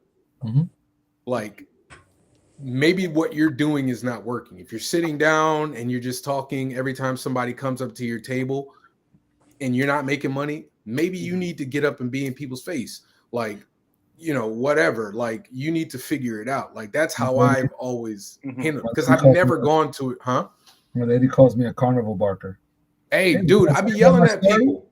Can I tell you about my story? Go ahead. No, go ahead, man. Go ahead. Because I was coming to you next. That's what I would do to people. Like, as people walking by, like, oh, you walking? No. Let's talk for a second. Come, let's have a conversation. You having a good day? Absolutely. You know what I mean? So like, I would always try to reach out to people, which is, we're there for people. We're not there for ourselves. Oh, so absolutely. Oftentimes I'm just trying to talk to people and then bring that into, oh, that's what you're into. I got this print over here, but I also got this book. Let's talk about this thing. Baltimore is a very interesting point for me, because I've done Baltimore for probably between 8 and 10 years. And I've had fluctuating sales from like gangbuster to what am I doing here? Depending on the year. Like, I remember when they were a 2-day show and they were on the other side of the convention center. Oh, really? Yeah. So it was like, I've got a lot of experience with that. So like to Mason's point, it's time to move on. You know what I mean? I've been there for so long. I've had so many people see my stuff in the books and then buy my books. So I was like, okay, yeah, I'll come back maybe in 2-3 years. And then I'll have a whole bunch of stuff that be like, oh, look what he got now. So it's like, and also to Brian's point with the niche shows, people kind of balk at like, oh, that's a cultural event. What am I going to do there? It's like, well, Are you part of the culture? Is that your culture? If that's where your people are, if that's where your family's from, if that's what your history is, if you know anything about it, come through, be a part of it. Yep. You know, people don't know that, or don't talk about how Schauberg is Puerto Rican, but he represents and presents as black, the black show. But it's also Puerto Rican, it's also Caribbean, it's also a bunch of things. So if I were to then say, well, I can't go to that show, I'm light skinned, I present this Puerto Rican, I don't present this black, you know, all these other things, all these other factors. It's like, okay, well, then you're now limiting yourself and you're taking yourself out the equation rather than trying to see where you fit in, you know. And Schomburg can be just as good as New York Comic Con. That's right. You know, So can I add on to that? Well, Can I add on to that though? Go ahead. Because I would give people this piece of advice that I'm learning right now, because I just talked about this last week, but I'm going to talk about it again because it's my show. I recently did a show. It wasn't even a show. It was just like a vendor's market, right? It was like for like it was like building Christmas wreaths and something else. It was like people just with their handmade things that they were selling. And I found it. I don't even know how I found it. It was like $25 for the table. Nice. It was like $25 for the table. I was like, okay, bet. They were like, you gonna bring your own chair? I was like, I bring my own chair, whatever. Actually, no, I brought my own table. So I paid for the space. I paid $25 for the space, and then they gave me a chair. Nice. But I brought my own chair anyway. So, but I have a table. Set up my table. Bruh, I made like $500. And it's because I was the only comic book dude there, one. Yeah. And then two, people weren't expecting me to be there. Yep. You know, all these little kids that were there with their parents who were expecting boring. And I got my prints with Spider-Man and everything up there. So now their parents are like, well, I bought this thing for me. Let me buy this for him. So I sold like 30 books, you know, sold like five or six prints. And I could have did more if I'd have brought my children's book, but I forgot it. And I'm still mad at myself. But I would warrant, like, a lot of comic book creators feel like the only place they should be selling their stuff at these big Comic Cons. Yeah, no. And like you said, even the niche shows, like, you got to look out. You got to think outside the box. Basically, and look anywhere that needs vendors. You can go make a quick $300-$400. We had a spot one time where they put us in like the walkway, and they had flowers set up, in the mall. Hey, bro, the mall that's a gold mine. Again, that's just foot traffic. You know what I mean? like, and you got people who they're a captive market. They want to buy something. That's why they're in the mall. Yeah, I met a guy who bought a booth. He didn't buy a booth, but he rented a booth, and I forgot. He told me how much it costs, and I was trying to think, like, is it worth it? But then I was like, that's a lot of traffic for a mall that doesn't have any comic book related stuff. He might be doing well, especially, if you pick the right time. And I'm like, maybe that's some thinking outside of the box stuff that I need to think about. Like, if I'm trying to think, like, during the holiday season, if I don't want to do any cons, maybe I get a booth. You spend what, $1,000, $1,500 on a booth for a month. I think he said it was for like a month. He paid for it for a month. But if you're selling 30, 40, 50 books a week, you're good. You're good. Because it's the holiday season. I mean, so, I would always, that's my way now, smaller shows. Who's that? It's not Danny. Who's Facebook user? But yeah, like smaller shows, and my suggestion is always smaller shows and vendor shows. You use them to supplement the bigger shows. Yeah. Well, because go ahead. And I'll tell you what, my biggest shows profit-wise this year. Hey, what's up, Jam? Hey, what's up, Hunter? Profit-wise were Free Comic Book Day and it was a gaming show here in Columbus called Torg Gaming Expo, and I paid like $75 for the table. I made 10 times that amount, and it was just insane. I mean, and I made way more at that little show than I did at GalaxyCon, where I paid like $300 for the table, and GalaxyCon was a much bigger show. But for me, the smaller gaming show was way better, and also like the turnout on that gaming show was incredible. I mean, there was people there because people love gaming, and my art style fits that niche really well. Yeah. So I did fantastic. So yeah, you're right. I mean, we have to, we got to think outside the box. Just because we do comics doesn't mean that we can only do comic book shows. My comic book is fantasy based, so I'm thinking maybe next year, I go to like a fantasy con, like Dragon Con or something like that, or maybe Gen Con. Why not? Dragon Con, that table, boy. Woo.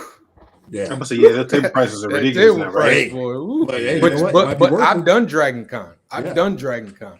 And I've more than made my table back. That's what I'm saying. It's no joke. I will say one more thing before we go into the next topic. It'll probably be the last topic because you all are busy people, even though I'm enjoying the hell out of this conversation. A piece of advice I give, and I gave it last week. I'm gonna give it again this week. I feel like if you're a comic book creator, your first priority should be making sure the state that you live in knows you. Yeah. Like they need to be like, you need to be very well known within your community as the comic book dude. I don't care. Like, oh, I know that dude. Like you need to be everywhere there's an event in your community, because the one thing that I've learned is that if you tell people you local, they eat it up. They just love to support the local person. They might not even read comics. They might be like, well, just in case you blow up, bet. Okay, cool, right? You ain't never got to read my comic book. That's just money. But like, lock down where you from first, and then spread out. I did the opposite. I was helter skelter in the beginning. Like I did Terrificon twice, and then I did Dragon Con. Like it was that big of a jump in. But luckily, the reason I was able to do Dragon Con is because we did it as a family vacation. So it kind of offset it. I'm trying to do Dragon Con this year. I got to figure that out again. I got to figure that out. Oh, I'm trying, man. I'm trying. Before we get into the next, where's the next places you guys are going to be? Whoever want to go first? I'm gonna be at Black Comics. Oh, sorry. Go ahead, Mason. No, as of right now, the only show I have planned so far this year is Anime Ohio in Cincinnati. That's going to be in June, and I've had someone ask me to do Cincinnati Comic Expo, but that's the same day as my birthday, so I probably can't do it. So, so yeah, as of right now, it's just Anime Ohio and Free Comic Book Day at Comic Town here in Columbus. So that's pretty much all I got right now. We'll see how things shake out. All right, Brian. I got Black Comics Day in San Diego in February, 10th and 11th, like I mentioned kind of earlier. I might be at Ontario Comic Con Revolution in May, and then I'm going to do end of the year show at least in Vegas. I think it's like Amazing Comic Con in Vegas. I forget the exact name of it, but I feel like 3 or 4 shows is kind of good, man. You can't burn yourself out trying to do 12. Yeah. You know what I mean? Man, I'm trying to do like 10 to 15 next year. Hey, tell Malachi. Not it's excuse me, it's Ontario, California, not Ontario, Canada, Malachi. I am not international. I thought it was Ontario, Canada. My bad. I forget that sometimes. I am not international. I was like, this man going to Canada? I know. I was like, man, he's big balling right Right. Shit. Javier, where are you going to be, man? So I'm still trying to figure that out. I should be at the Schaumburg in April. I'm trying to figure that out too, because that's the same weekend as my birthday. Last year, that was the same weekend as Comics in Color in Boston. So I gotta find out one. And I gotta talk to Tatum and see if he's doing it at the same time, because I always love to support his show.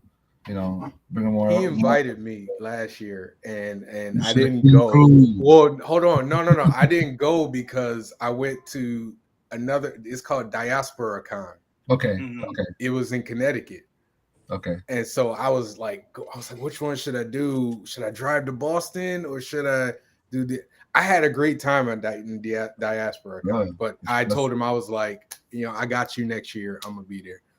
Here's the thing, I think we should talk to these whatever promoters we know and have them talk to each other about their timing, because I know part of it is that the spaces that they are in are limited also, like they're trying to get in where they fit into, but it's like having all the cultural events all at the same time, it doesn't help us. It helps them in the moment, but at the same time it doesn't allow us to then post on social media and big them up and be that free advertising for them. Because that's another reason why I go to shows too, is like if I see 10 of the people I know at a certain spot, like with Black Comics Fest, he does his thing out there. Well, the problem with that is there's always independent creators everywhere. So if you saying, well, you guys shouldn't overlap, they're gonna have like, if we, let's say the three of us can't do it, three other people gonna pop right up. You know what I mean? For sure. But I mean, the thing is that if the more opportunities we have for all of us to be there, the better for everybody. You know what I mean? Because if they now we're starting to divide our attendance, then where are the fans gonna go? I mean, you're right. I mean, Awesome Con is the same weekend as Heroes Con. And that's just great. I'm probably going to do Heroes Con. Yeah, and Heroes got the legacy, it's got the indie energy. Awesome Con is a great con, but it's a different vibe. So it's like, how do you like Brian was saying before? Where's the money at? I don't know, man. Chase the money sometimes. I still got to figure out where I'm going to be at for the rest of the year. I used to, when I was working for myself and I wasn't doing the day job, I was doing at least a show a month. I kind of missed those days just because it was nice. It was nice to get to a different place, be outside of New York City and whatnot. Now I'm a second grade teacher, so that changes everything. So that's one of the reasons I'm going out to Black Comics Day, because last time I went, it was just so much to get out there, to get back, and then get back to work. Yeah, get back to school. I got you. So I'm trying to do that. I'm trying to do a con. That's a personal goal of mine. My goal this year is I'm pushing the hell out of my books. So if that means a big con a month plus these little vendor things, like I'm trying to do like 4 to 8 vendor things a month, and then one big con a month. So I'm just 1,000 books in a year. Right. Well, the truth of the matter is, this year, and once again, I told you I'm in the weeds in this show. This year I did 6 cons, 5 to 6 cons, and I've done 500 books. Nice. I just looked at my numbers. I did over 500 books, and I'm just like, I can do more. And so my goal is to do, because I saw Danny made this goal, and I was like, all right, Danny, I got you. I'm gonna take that same challenge, and I want to do over $1,000 books. There you go. Just total, know. And so go ahead. So I have a question. So yeah, and I mean, I just want to see if you guys experienced this. So I have my books on the table, like my floppies on the table. I also have my trade on the table. And I've noticed that once I got my trade on the table, the sales for my floppies just pretty much stopped, and people were just buying the trades. And I was wondering if you guys were experiencing the same thing, where like, once your trade is out, people are like, well, I can get, I can buy issue 1, or I can just buy the whole damn trade and not worry about it, because I know that, because I know that, like the entire story is done in this contained book. So I don't know what your guys' experience have been, or if you guys have reached that point yet, because I know in my case, like it got to the point where my floppies were just dead. Yeah, it was nothing but trade sales the entire time. Now, granted, I mean, I was making, the money, it was fine, but now I'm sitting on this big stack of floppies that I can't get rid of. Right, like, that's great. So yeah, you guys want to go before I answer my part? I have no answer this time because I'll let you know after February. This will be my first time with trades. Okay. I've had all right. floppies the entire time, so I got nothing. on this Javier, one. do you want to go? That's a question I've thought about with regards to this mini series that I'm doing, because I'm used to doing. So my first two books are 44 and 48 pages softcover and 60 and 70 pages hardcover. So they're kind of like trades on their own. Yeah.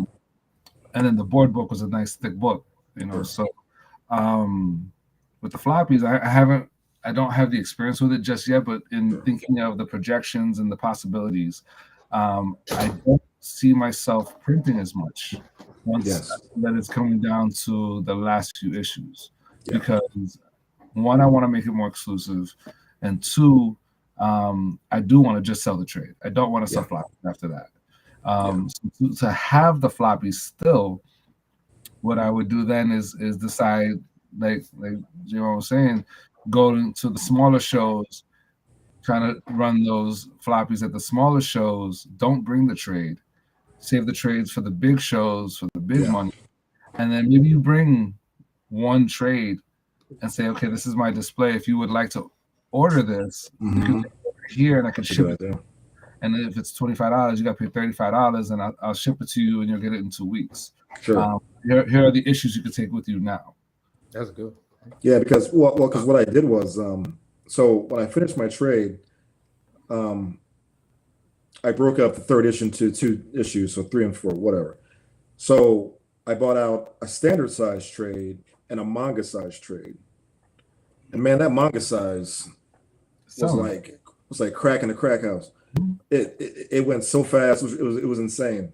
Jam can back that up because Jam was there when that was going. It was crazy. So telling people not to buy your floppies by doing that, though. Yeah, I know, but don't get me wrong. I mean, it's not a bad problem to have. I'm not complaining about it.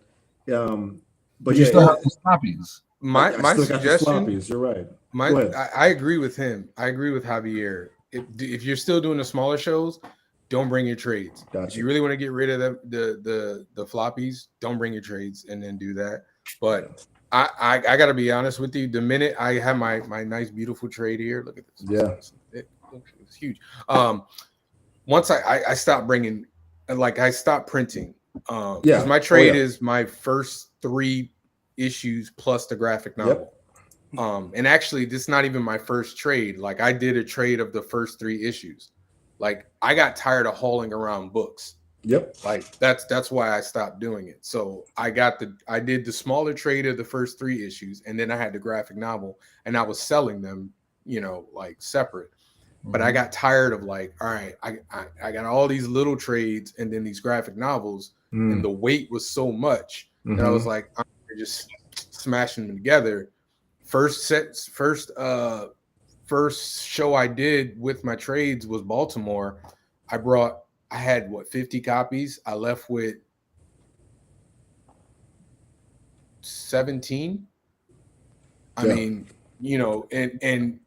I feel like there's no point in, like, I still have floppies. I still have this, but this is the new series.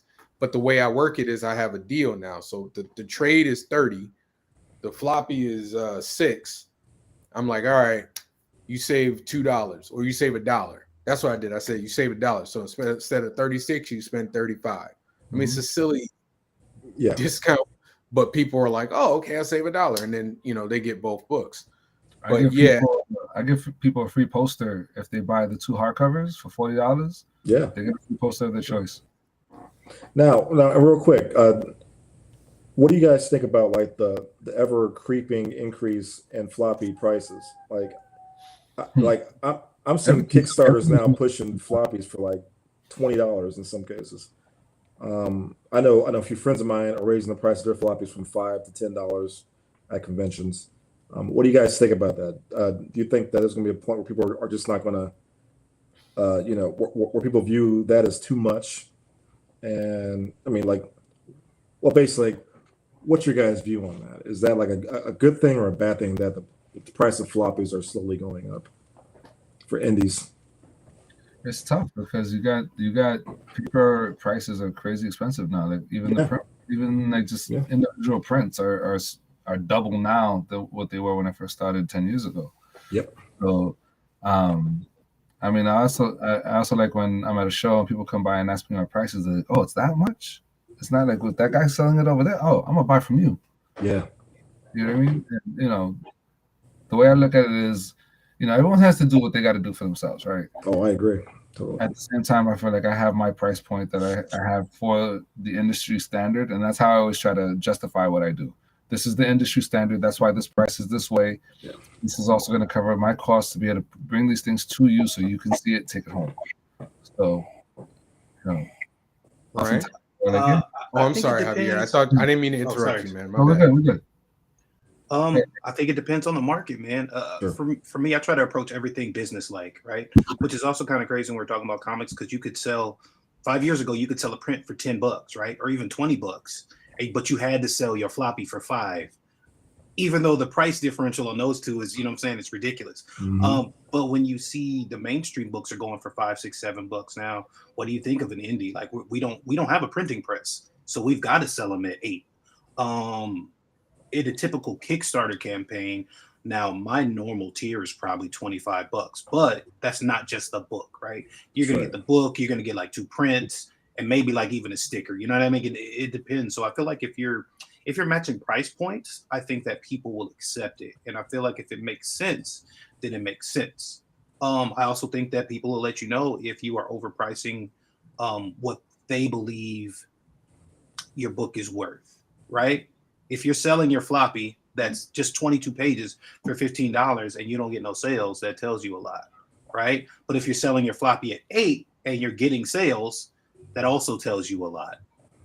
So I think that the prices are going to rise because we're in a market that deals with inflation. And look, all we got to do as indie comic community, what we should all do is be like, hey man, there's a pencil shortage, right? And then all of us just decide now we're going to raise our prices $2, and then everybody would deal with it, just like every other shortage we've gone through in America. But I feel like you got to be realistic, like be for real, bro. If you're selling somebody 22 pages, don't try to sell it for $20 in somebody's face. I've never 20 what? Now again, if you're doing a floppy and you had 100 and some odd pages, then yeah. Oh, is that the Grinch who stole blackness over there? we got to extend the conversation because we got big baller shot caller. Right. Big tuna out here. Concrete. Mr. Diamond himself. Yeah, Mr. Diamond himself. What's going on with y'all brethren, man? What's good? I heard a little bit of we just talking about the price point on floppies. Sticky subject, man. So I'm gonna say subject. Let me say my thing, and then so you could flow in with that. So for me, for floppies, I said before that I used to double it, however much the print was. That's when I first started. So if the cost to print was $250, then I'm gonna double it and sell it for $5. Now I like triple it. So like my last book, Strong, was $7 or $7 or $8, but it's 24 pages. Like my comics, I don't do 20 pages. I don't do 22. I do 24. But for Heat, number one, I wanted people to jump onto this, so I only did it for $6. But because I did it for $6, I sell like 50 pages. But Heat number 2, 50 pages, 50 copies. But Heat number 2 is going to be $10. But it's going to be 24 pages of story plus 2 pages of extras. So I usually try to balance it out by like, I'm going to give you a little more to justify being $10. That's why I do the soft cover, hardcover. I'm going to get to hardcover. I'm going to do a hardcover for my trade at some point, but I kind of want to give it some time. Yeah. Real quick, I I'm sorry to to get those hardcovers done. Hey, Javon, are we still broadcasting? I just got a message that said we froze. Oh, we froze? Malachi said we froze. I'm just letting you know. All right, let me check. Oh, never mind. It was him. Never mind. Malachi was wrong. He doesn't know how to computer. Apparently, Wingless Comics doesn't know how to use computers. Oh man, Malachi, we gonna send Geek Squad out to you, man. Go ahead, Lonzo. Right. When it comes to price point, man, I look at it like you really don't gotta look at price point till you get into the mainstream, because you can't really undercut DC and Marvel. You know what I'm saying? Like they are who they are. But when you indie, you kind of set your own tone. Now there is a respect rate. The average rate is about the $8 to $10 range. Mhm.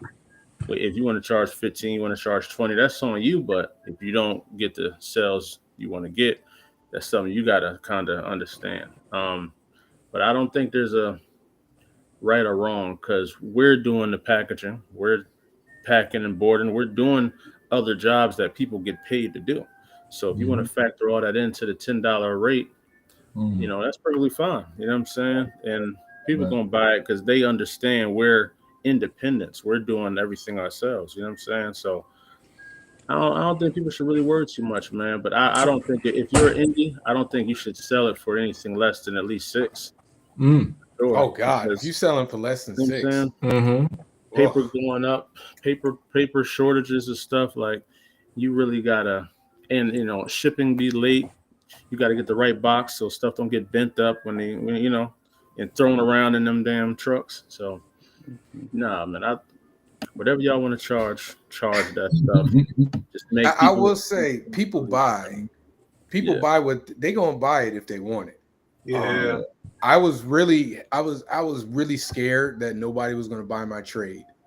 Like I thought people, man, $30 is a lot. People, they ain't gonna buy it.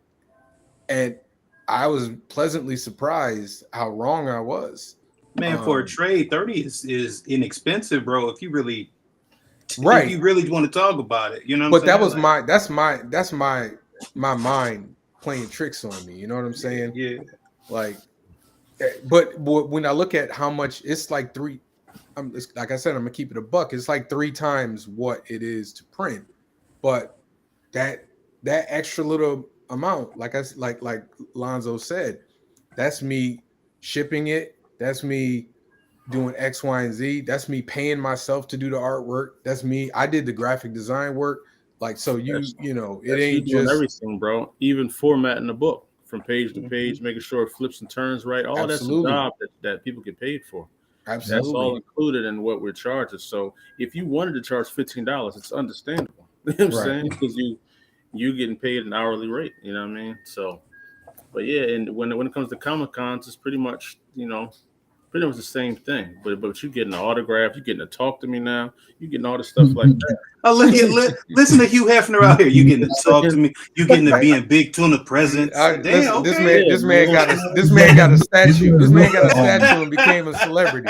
Hey, listen, Right. man. Oh, He got a man, whole okay. statue, and it's like All right. he popping his I'm collar. just trying to be like y'all, man. That's it.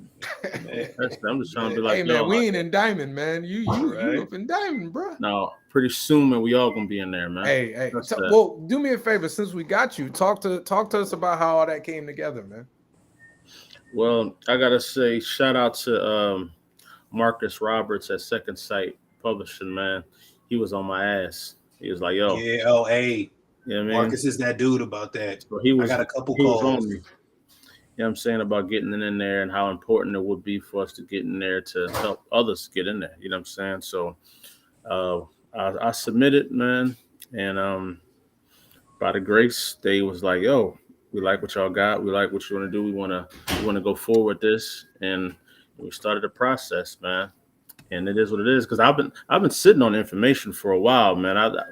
We got in like January, but I just, it's so much goes into it. I don't really announce things until I know for sure like what's going on. You know what I mean? But yeah, man. Shout out to Marcus Roberts, man. He was on my behind, man, about getting in there. And now he got a couple other missions for me. So you know what I'm saying? I'm still on it, you know. Hey man, we proud of you, man. I'm always proud of you, man. I appreciate Lonzo, man. I talked to Lonzo like one time online, and then as soon as we saw each other, it was like this dude knew me forever. And Yeah, so I for appreciate sure, that, man. I appreciate that. I'm always happy when I get to meet a lot of these creators in person. And Nah, man. Seeing you this man, every time I came to his table, he had somebody there. So I they was appreciate balling that, out. man. And seeing you in person was glorious, man. Seeing you at the table, drawing, signing, man. That was dope, bro. I appreciate it, man. That I was dope. appreciate it. I actually was a part-time photographer for him for a few minutes. You know what I'm saying? And I mean, I had to hold it down for a little bit. And I was trying to take a picture with you, but somebody kept coming up to the table every 2 seconds. He came got like real, 3 man. times. He was like, "You ready? No, all right. Let me wait." It You got ready? real. It was a lot of people, man. For y'all that was here. Baltimore Con is a really good con, man. It's a lot of people, man. A lot of fans of the indie community are there. And fun fact, shout out to Javier too, man. I don't know if y'all know, but he was the first person that ever put me on a panel in person. Wow. At Nerdtino. That was such a fun panel. You, Greg, and Jay. That's beautiful, man. Yeah. That was the first time I moderated a panel too. So shout out to you too, because y'all helped me, get them chops up. Hey, bro, I appreciate that. Was my second con ever. You know what I'm saying? That was my second con, and that was the first time we had books out print to sell. So let me ask you this, Lonzo, because I asked everybody the same question. How many books do you bring to a con? How many copies?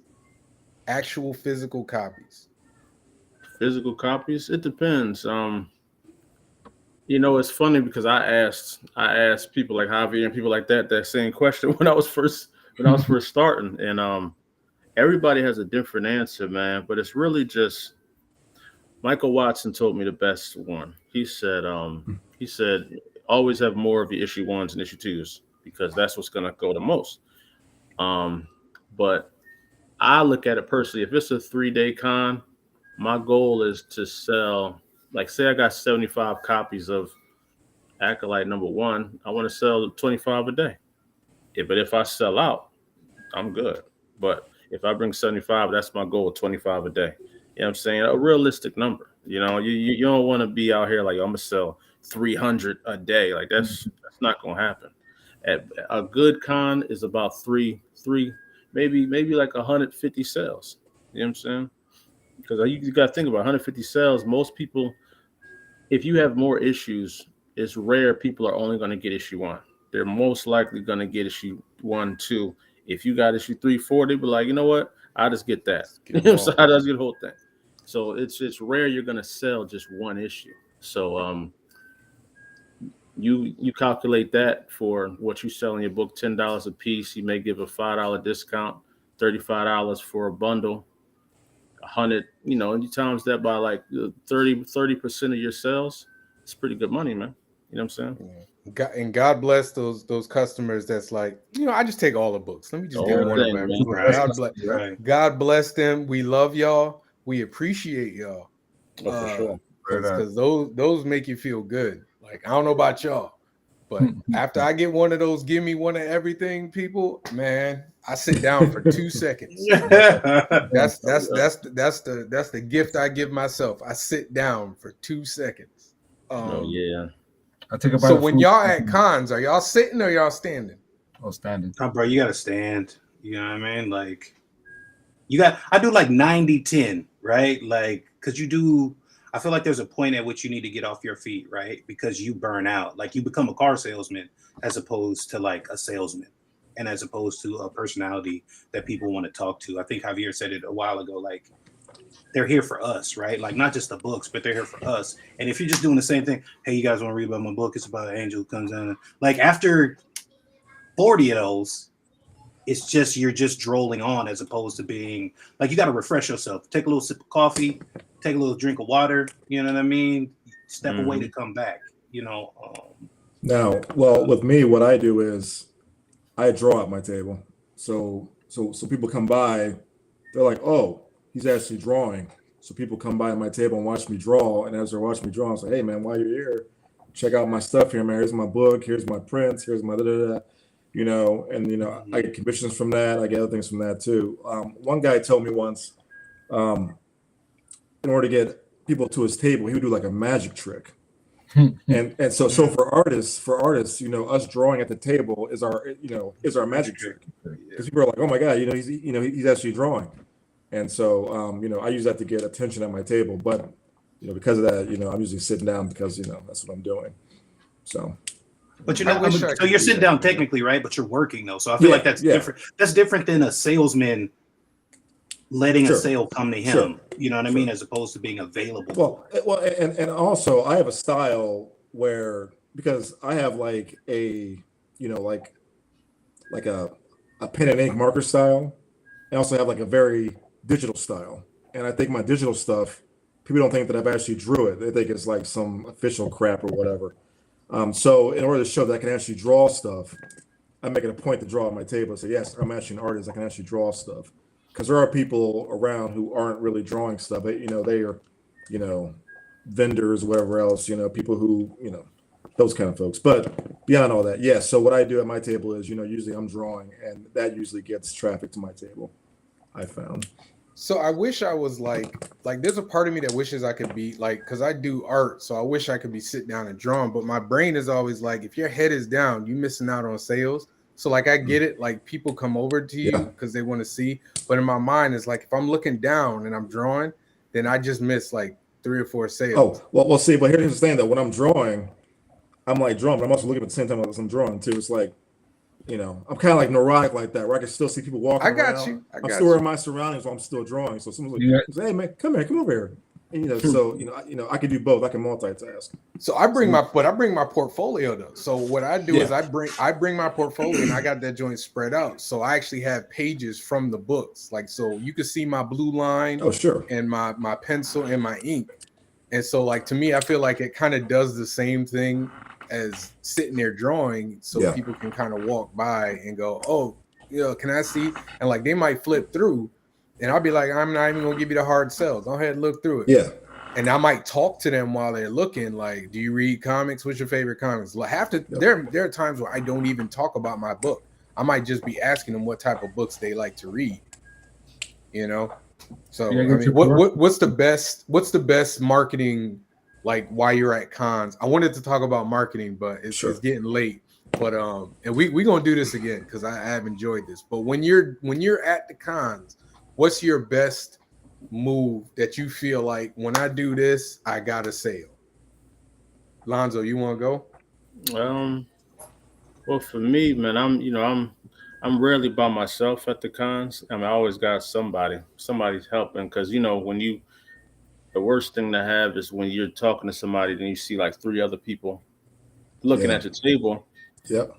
or if you selling somebody, you got somebody bagging it for you, and somebody else maybe ringing out for you. Now I'm going to get the other customer. You know what I'm saying? But for me, I think what works for me is that I kind of, when I'm at a con, I'm looking down and seeing who's walking through, and I'm picking out, okay, I'm gonna get him and him, and then I look at them, because our customers have a certain look, man. I can tell like who they are, and I know the chances are higher with certain people. You know what I'm saying? So We know what you're saying. I make it open. I make it open to everybody, but certain people I'd be like, "Yo, come in, man." You know what I'm saying? There's a lot over You won't like this. Yeah. Certain people I can eyeball that I know you're gonna be interested in what they like, especially if I catch them looking from down there and I see them look over. Come on through, man. Come check it out. I love And that then crane, that neck crane. They be like, Yep. Yep, Mhm. I love there it that. is, man. I Come got on you. back there. So yeah, for me, it's really just analyzing the people, man. And I don't want to be forceful. I don't want to sound like a salesman. Even when I first talk to somebody, I just say, "How you doing? My name is Lonzo." I just introduce myself. They introduce themselves, and that's when I, I clamp on. But I try to be as conversational as I can, but short and sweet at the same time. You know what I mean? all right, Brian. Look, I'm gonna start it by saying this. I don't appreciate Lonzo because the rest of y'all did.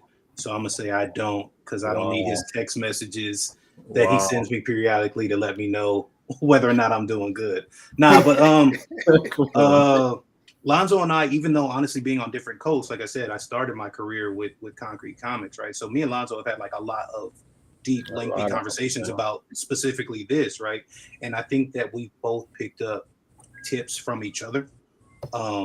I know I could be, sometimes kind of long-winded or whatever. So Lonzo is one of those kind of guys. It's like, hey, if you chop this part and this part up, you know what I mean, and just give them this and this, then you're good. And I'm like, oh, hey man, if you would describe Acolyte like this, then maybe, you know what I mean. So it's Yeah. I feel like you can get that from everybody. And I use Lonzo because, again, we've had these conversations. But it's the same with like Jason Reed from 133 Art. I tabled next to him real recently, you know what I mean? And we kind of picked up some stuff from each other. So I go into it feeling like I've got every sale, right? Like if somebody makes eye contact, I'm selling a book. That's the way I go into it feeling. Now, it doesn't happen. I feel like I'm at like 85, 90% or whatever. And you can tell when somebody doesn't want a book, right? Like within the first 10 or 12 seconds. Oh yeah. So I feel like if you're consistent with your personality, not necessarily your pitch, because I feel like your pitch should change based on what your audience is. If I'm talking to, again, if we're at a black con, right? What are you going to have at a black con? Undoubtedly, you're going to have a black mother and obviously, not obviously, but you're going to have some people that are church people. Again, if I'm selling a comic book with an angel in it, then I market that book to them differently than I would to just a normal comic head. I can't tell a lady who's only been really exposed to church and wants to see something new, like, oh, hey, this is like Spawn. She's going to Yeah. But if I hit a comic head like, hey, man, it's drawn like Spawn, it's written like The Dark Knight Returns, well, I don't have to say much more than that. Like, that's an automatic sale. So I don't know if I necessarily have a tried and true pitch, but my tried and true method of, again, being true to myself and altering that pitch to the people. Right. Is what, and that works 100% of the time. If I just go in with the dry, this is the pitch, this is the elevator pitch, that don't work. But if I alter it to the person that I'm talking to, after, you know what I mean, seeing them and how they react, 100% of the time I've sold. Okay. Javier? I'm just happy whenever anybody buys my stuff. You and I both, brother. So I don't have a concrete go-to. I just try to make myself available and, you know, hope for the best. And thankfully, it's been a fun ride. Mason, you already told us you be doing magic with the pencil. So do you want to elaborate, or you good on that? I mean, that's pretty much. I mean, it's that. Usually, I tend to let my goal usually is that the art sell itself. That's usually what I try to do at my table is, you know, let the art do the talking. But obviously, if the show is going kind of slow, I'll stand up and I'll start throwing sales pitches left and right as well, just try to get some sales going. You know, I mean, there's definitely times where you got to hustle, and some shows you got to hustle the entire show. And so that's Yeah. what. But you know, like Javier, you know, anytime I make a sale, it feels good. You know, I will also say that I am one of the fan art guys. I am too. I don't just go to like y'all that go with just your books. Y'all are brave, and I wish I was as cool as y'all. Yeah, but same here. I bring the fan art because I know that's gonna bring a crowd. I know the certain heads that are gonna come through and be like, "Yo, I know this. I love it. Yep. Give me." And then I can, once I hear that oh, Steven, oh, did you see the latest episode? Blah, blah, blah, blah, blah. You know, then chop it up, and then multiple sales come from that. Sometimes I even get commissions off of that. It's a hook. It's a big hook. Yeah, and I just don't have the time. If I had the time to create those type of stories on my own, as well as what I'm doing already, I would be doing those. Right. But because I have to work the full-time job, I have to the day job, because this is also a full-time job. I'll bug it. Because I have to work the day job. Fucking is. Whew. Because I have to work the day job, and I have to do this, and then I got to take care of my family, and I got to take care of me. I just don't have the time. So it's like I got to do that fan art stuff to have that door open, and then say, okay, now we're gonna bring you into another world. You ready? Let's talk. And I do think like the fan art does allow me to do like, you know, the drawing where I don't have to like, you know, try to catch people walking by because the fan art catches them for me. And, you know, there's times where I'm drawing, I look up, I see people like staring at my wall, and I'm like, hey, you know, come in, come closer, you know, get a little closer to me. Well, sorry, I'm a little tired, but anyway. But yeah, so you know, with that, I'm able to like, you know, get the sale a little bit easier because people have already been sold on my artwork. So then, you know, I can work from there. So it just makes things a little easier. Yeah, I'm like halfway. Oh, go ahead, Lonzo. Sorry, but no, I was gonna say, man, I think it's like it's dope hearing the perspective of you guys that are artists and versus like me and Brian who just come out there with books. because we both have advantages and disadvantages. Yeah. Whereas sometimes people ask us like, "Yo, I love Acolyte. Did you draw it?" And when I say no, it's like a different. It's Right, you get that look. They're like, "Oh, Yeah, yeah, you just wrote it. Okay, you're just the writer." exactly. So sometimes it's a little bit of a disappointment Yeah. from our side, but the one advantage we have over y'all, because y'all sometimes are drawing, we're constantly focused on them. So Yep. we don't really miss customers, and sometimes the people next to me may be artists. And I see people at the table, but they don't see them because they're so concentrated on yeah. drawing. So sometimes they miss it. So it's like, we both have advantages and disadvantages. And I was going to say to Brian, man, first of all, shout out to Brian. Brian's doing his thing with Wingless, man. He's stepped into the realm of being a legit publisher that people recognize out here in these streets, man. And that's an accomplishment, bro. And I was going to ask you, man, what does it feel like when you at the cons, right? And you have multiple books, not just yours, and you got to be able to turn it. Like somebody asks you about her, you got to be, or somebody asks, you know what I mean? You know what? I'm gonna keep 100, man. You know what was a masterclass in that for me, and it wasn't something I was prepared for. But I feel like we need to have each other's back like this. And Javier was there. I'm not like seeing me, but he was at. So Black Comics Day had like a lot of traffic last year, right? And at one point or another, Jason Reeves had a panel, and so I'm at my table. Jason Reeves is my panel mate, like my table mate. He's on the table next to me, but he's got to go. Nobody else from his family was there, right? So it's me and Malachi, and I was like, "Look, Jace, I'm not gonna let you shut down, bro. Like, we still got to move these books. So I'm gonna go over to your table, right? And I'll sell for you while you're gone." And he's got Prince, he's got Book, he got Harriet Tubman, Demon Slayer, bro. Like, you know what I mean? He's got a bunch of stuff, and then we have our wingless table. So, it was a masterclass to give people the attention they wanted and they deserved, and then also be selling two different forms of books. But I don't know, it's that multitasking thing, man, which was, I feel like that to me felt awesome, because I felt like Black Comics Day itself took the community to a different level, right? Because you'll see that at big cons. If you're at a big con, you got one guy at a table, he's got to sell multiple books from Marvel or whatever else, right? Exactly.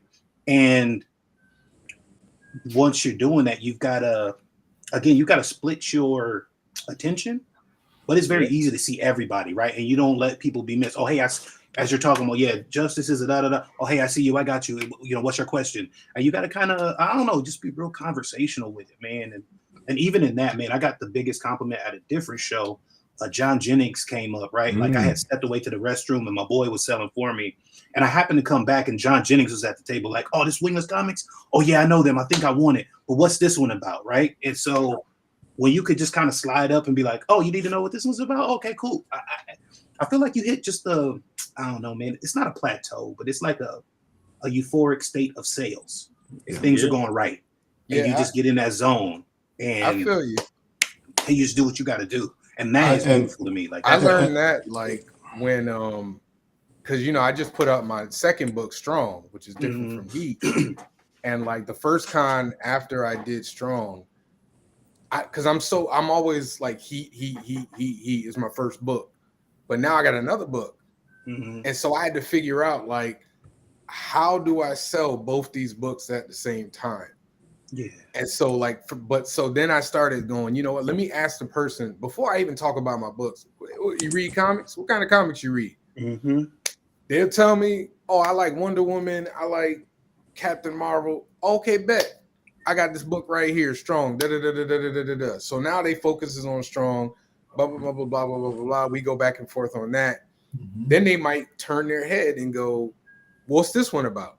So it's usually I give them one focus, and then they'll make their way over to the next one.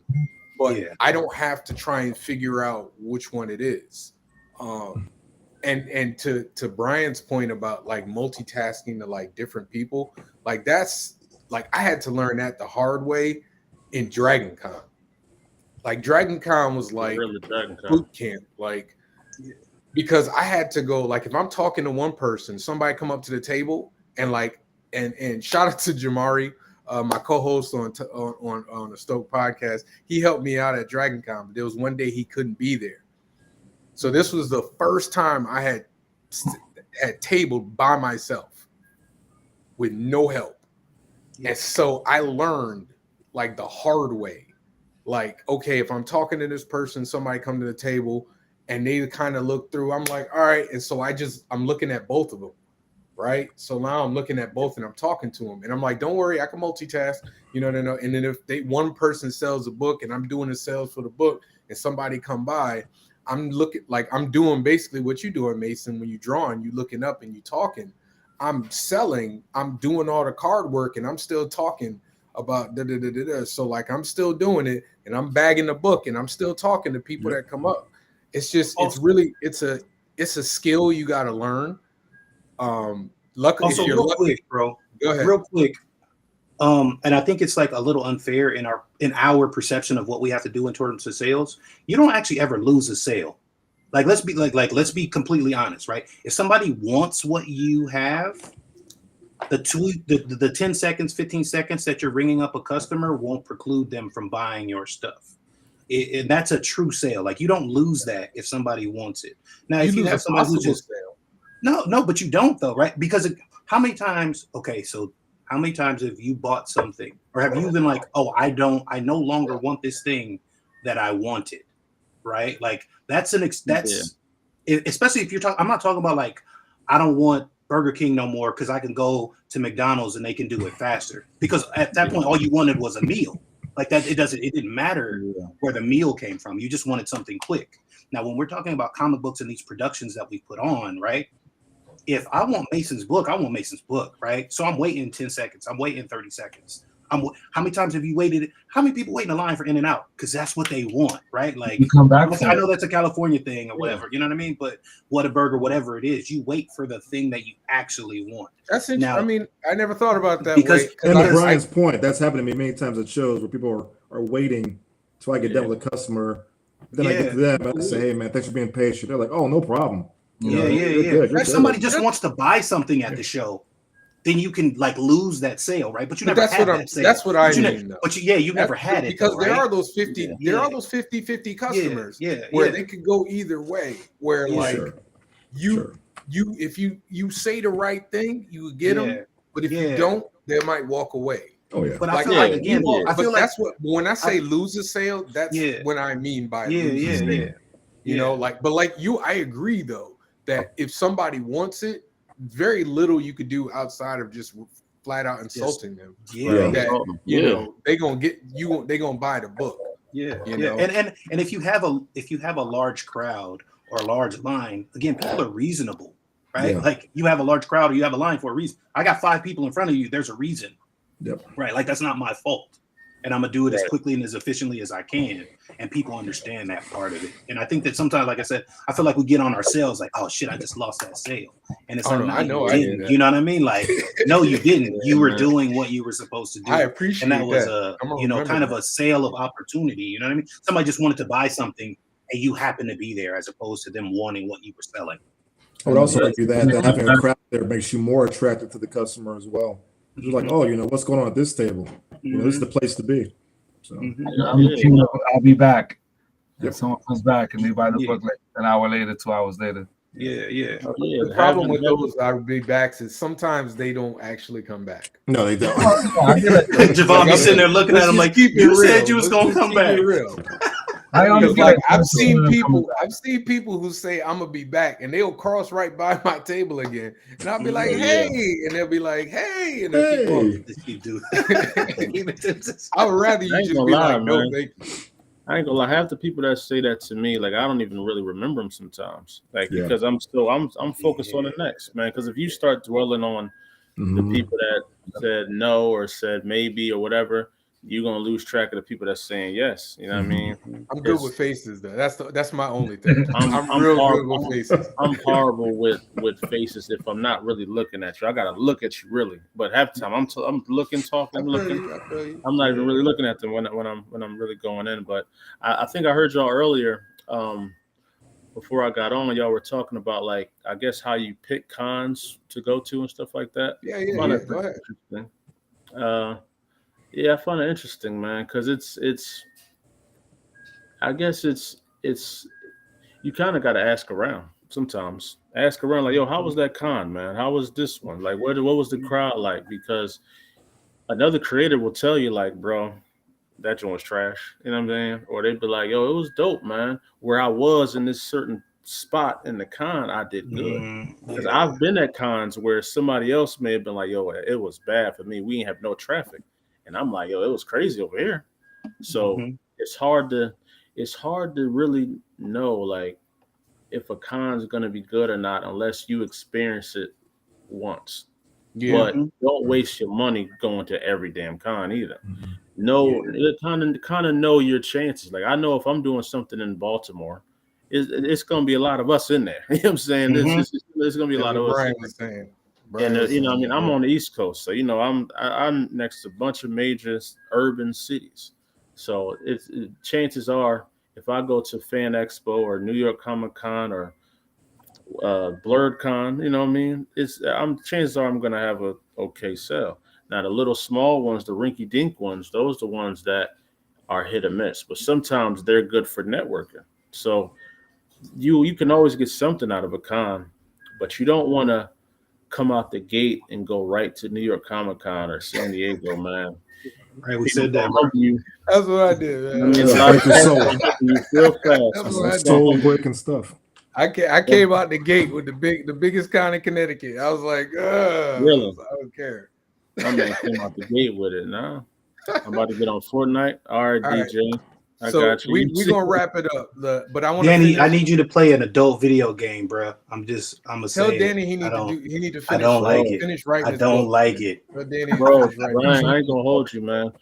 Let's fair. let's Fortnite let's has let's get changed. I want to get to this last Oh, question by this young man because he's really interested in comic books. Like he's on ooh. every time my show talks about doing comics and in the business of comics, he's always there. So his question is he just finished his first book and he's trying to decide how he wants to format his comic. Would it be better to publish it as one comic or split into multiple parts? How many pages per installment? He might not even be on. So I mean, personally, I would say I would bring it out as one comic, honestly, just to save on printing costs. I Yeah. mean, that's my personal opinion. He's talking about like a novel. Yeah, that's what I was gonna ask too. Is he formatted? Yeah, so Is it yeah. already a So I comic? believe if this is the same project he was talking about before, he wrote it out like a book, but he wants it as a comic book. Oh, I Ooh, would say he would have to really look at it because yeah. yeah. you think of a novel with like 10 chapters, that's 10 issues. Yeah. You know what I'm saying? Maybe. Okay, well, there we You go. know I'm what gonna I'm say Okay, saying? here we go. maybe. Here we go. So 12 chapters with 10, 20 pages each chapter. 10, 20 you pages each chapter. I let made me that into a trade personally. I would do a graphic Yeah, I do know novel. what you're saying, Brian, because in a novel, like 5 pages can be describing a door. You know what I'm exactly, saying? Yeah. yeah. So I was gonna say, And like, stuff as a like like that. I coming got from strictly an author, and I don't throw around my degrees much, but I got a degree in creative writing, and this is like the one place where I feel like I excel. You know what I mean? Like, so I would say be cautious of the content. You know what I mean? Coming from the teaching standpoint, right? Like be cautious of the content. Like Lonzo said, you could definitely have a book that describes a bunch of stuff for 5 pages. Just because you have 5 pages of prose does not mean you're gonna have 5 pages of comic at all. Yeah. Like not even close. So my first advice would be if it's prose, have an editor or have Javon, somebody you trust, right? Have them look over it first to tell you if that content is going to format the way you think it might into a comic, right? Like start there, because again, it just depends on how the dialogue is and how you wrote that prose, whether or not it translates to comics the same way. The next part about it is if you are doing a comic, don't get yourself underwater. 12 chapters is a lot. And I had to learn this again from Jason Reeves 133 art. The first, and Lonzo knows this, right? The first Justice arcs, I was like, man, I'm doing 6-issue arcs like X-Men, blah, blah, blah. And Jason was like, so you're gonna make everybody wait 6 years? You know what I'm saying? Like, because you have to think about it as an independent, You're right. you might only be able to release one comic a year, You're right. depending on Right. your production, right? So think about that next part of it. Okay, you got 12 chapters, but what does 12 chapters mean in terms of comic books? Right. Now, after you've done those two things, now you realistically have a target of how long your book is. Again, if you can realistically put together a trade paperback in a year, 2 years, right? That's however many chapters, if it's all 12 chapters, right? If you can do that, then you're going to make more money per capita for that trade, as opposed to trying to break that trade up into 2 or 3 or 4 parts, because people have short attention spans. And they're not going to want to wait for that. And you should not make them wait, because you can ride that trade for the next 3 or 4 years, right? And just that continues to make money while you do the next project, right? So you have to really think about what type of project you want to put together, from the prose to the comics. And then once you have that, then you can say how you want to produce that comic and get it out to the masses. That's my opinion as a publisher and as a writer. Okay. I agree with Brian. Oh, I got a go ahead, question. Javier. So now, the way I see that, because I've had some conversations with myself about how I'm producing my next book. The way I look at it is, what if you're able to then, because a lot of this is also reputation, a lot of this is getting your name out there, a lot of this is people don't know you and trying to get to know you, right? So if you have a prose book and you say, okay, well, this really only translates to 2 comics. This really only translates to 4 comics. Translates only to, this will be just 1 comic. I feel like, would that be a better conversation to have with yourself, to try to figure out what can I actually get from this book that can then be my introduction to the comics world, and then people start to know me and get a reputation for me, or get myself a reputation for what I'm producing. Because even with that one prose book, you can have the prologue be a short story, a short comic, and have that be, you give that shit out. You hand it out, or you charge $2 for it, whatever you know, like what Javon was saying, how you double the price of it. If it costs you, $1 to print it because it's so short, you charge $2-3, and you start getting a little, like how Cats was doing the mixtapes out their trunk. Right. You start getting the name for yourself, and they're like, yo, when are you gonna get that big joint? And they say, okay, now I got you. I helped you. That's a good point. I would say the thing about making comics is you're not going to get better until you actually do it. Right. And that's why I'm saying to start off with that short story first. Right. Like, you have to do it, but at the same time, you don't want to put a commitment on yourself that you might not be able to finish. Right. Mm-hmm. So quick short story. My first Heat book was supposed to be an ongoing series. Like, I was going to do like 8 books a month, 8 books a year. It was supposed to be a lot. I got through maybe the first 2 books. Now it's like, there's no way in hell this is going to be an ongoing series. I'm crazy. This is stupid. I'm going to end this joint at Heat number 3, and that's going to be a mini series. And then I'll do a graphic novel. And so I was like, I realized how much work went into it. So you have to realize how much work is going to go into adapting it.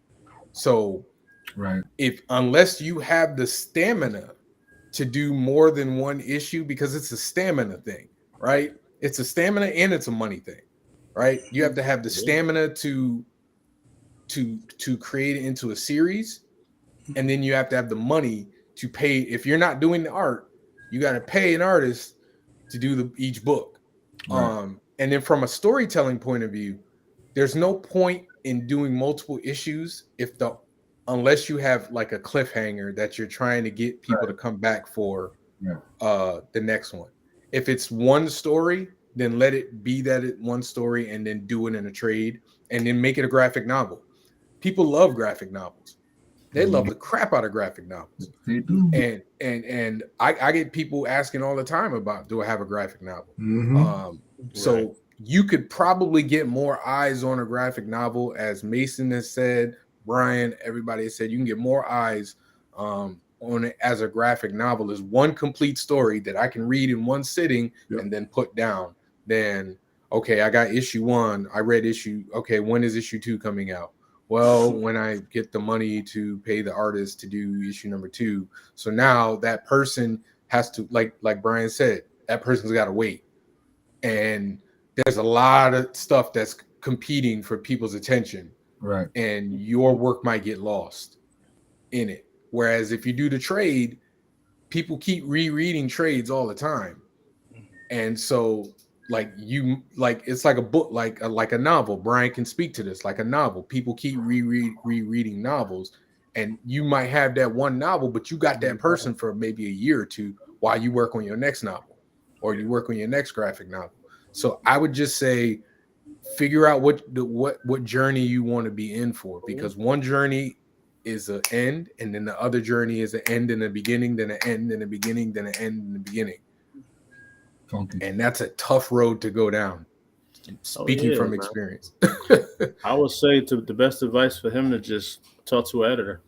You know what I'm saying? Just talk to the editor, see what you got, and then let them help you know which road to go, because you can go. It's just a lot of ways you can go with this. You know what I'm saying? Like your comic book doesn't even have to be based on a novel. It could be something attached to the novel. It could be a side story that connects to the novel. It don't gotta be exactly what's in your book. You know what I mean? You could do straight comic, and it could just tell an extra piece of the story that they didn't get in the novel. But just talk to an editor, man. Don't just start creating, because you don't want to make nothing and then you wind up wasting a lot of money and time doing something No, don't tell them that. And we want them to create. No, well, so I agree with what Lonzo means, though, right? Don't just go full-fledged spinning bread without without a plan. Yeah. We want to encourage the youth. So. Create, right? But like, that's one of the things that we don't. I think that. Okay, now this is a society thing, though, right? Like, I think that it's like when we were growing up, right? You could be president. Like, yeah, okay, cool. But did anybody tell us how? Did they tell us the steps? Like, hey, you're gonna need to be a lawyer first. You know what I'm saying? You'll have to be in the Senate first, and then you'll have to, you know what I mean? Like, so I think it's kind of reckless when we're like, oh yeah, you can just do it, right? Because then you have people that put out, especially in our field, right? You have people that put out comics and then they be all butthurt again, like, well, why didn't y'all back it? Well, because nobody knew about it, or nobody cared, or you didn't bring us in, right? Like, it's your passion project, but we don't care, and there's nothing wrong with that. So I feel like create, right? But enlist people that can help you take your creation from your mind onto a profitable format, right?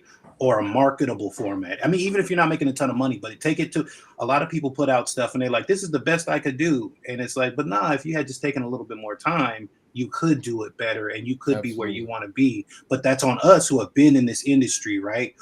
To kind of reach out to some of these people without them having to beg for it or whatever, and say, hey man, look, I'm an editor. I've done it a bunch of times. Hey, I saw your post, bro. I think you got some potential here.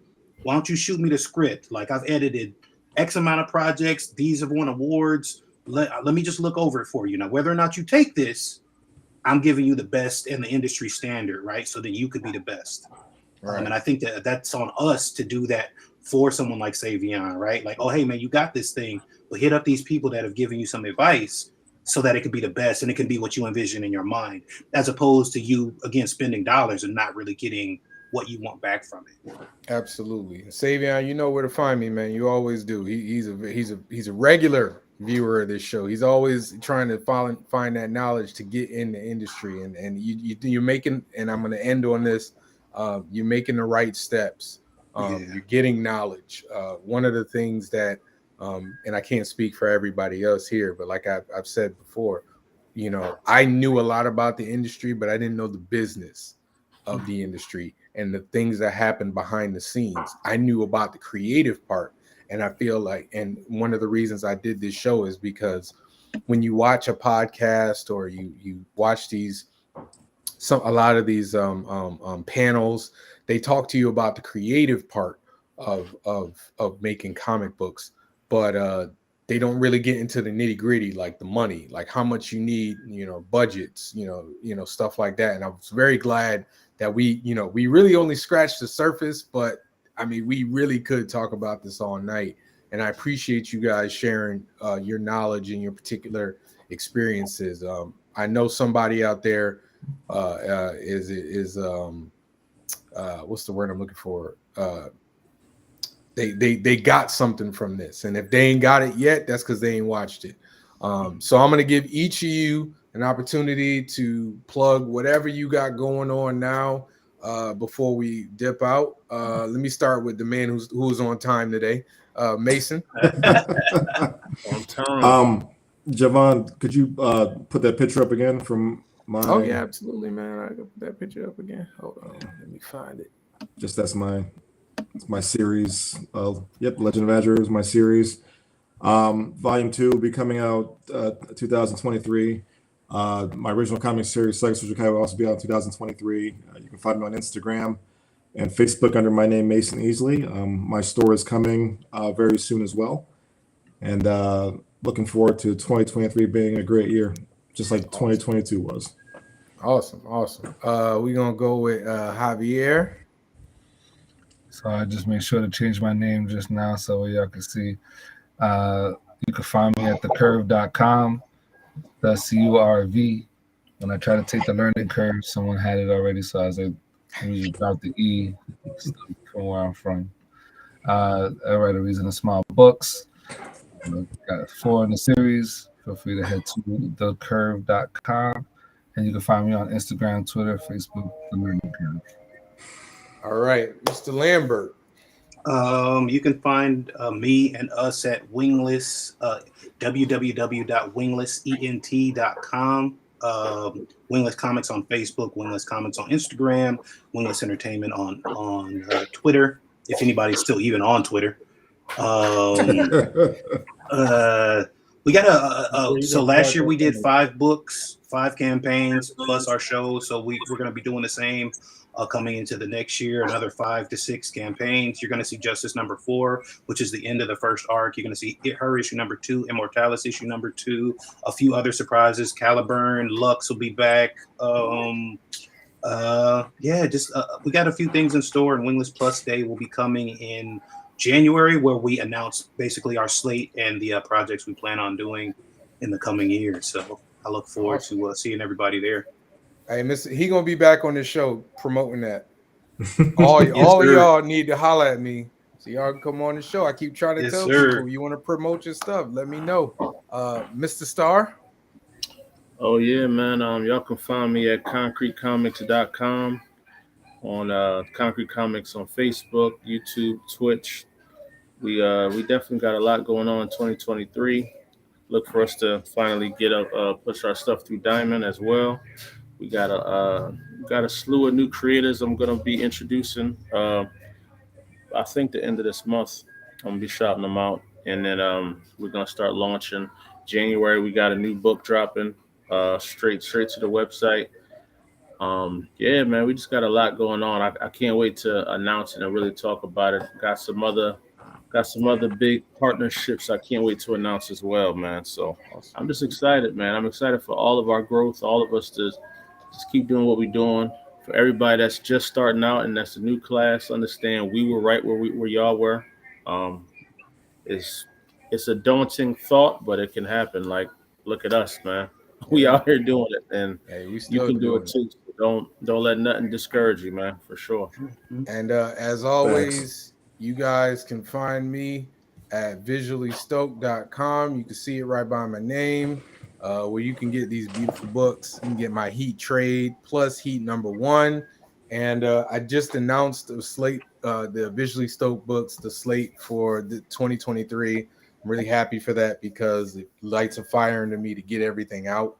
Like I said, we're going to have 3 issues of Heat out this year, plus another one shot for a new Heat character, plus a team book one shot called Defense Omega, plus we're going to do the number 1 for Strong. Number 1. It's not going to be me drawing. It's going to be another artist.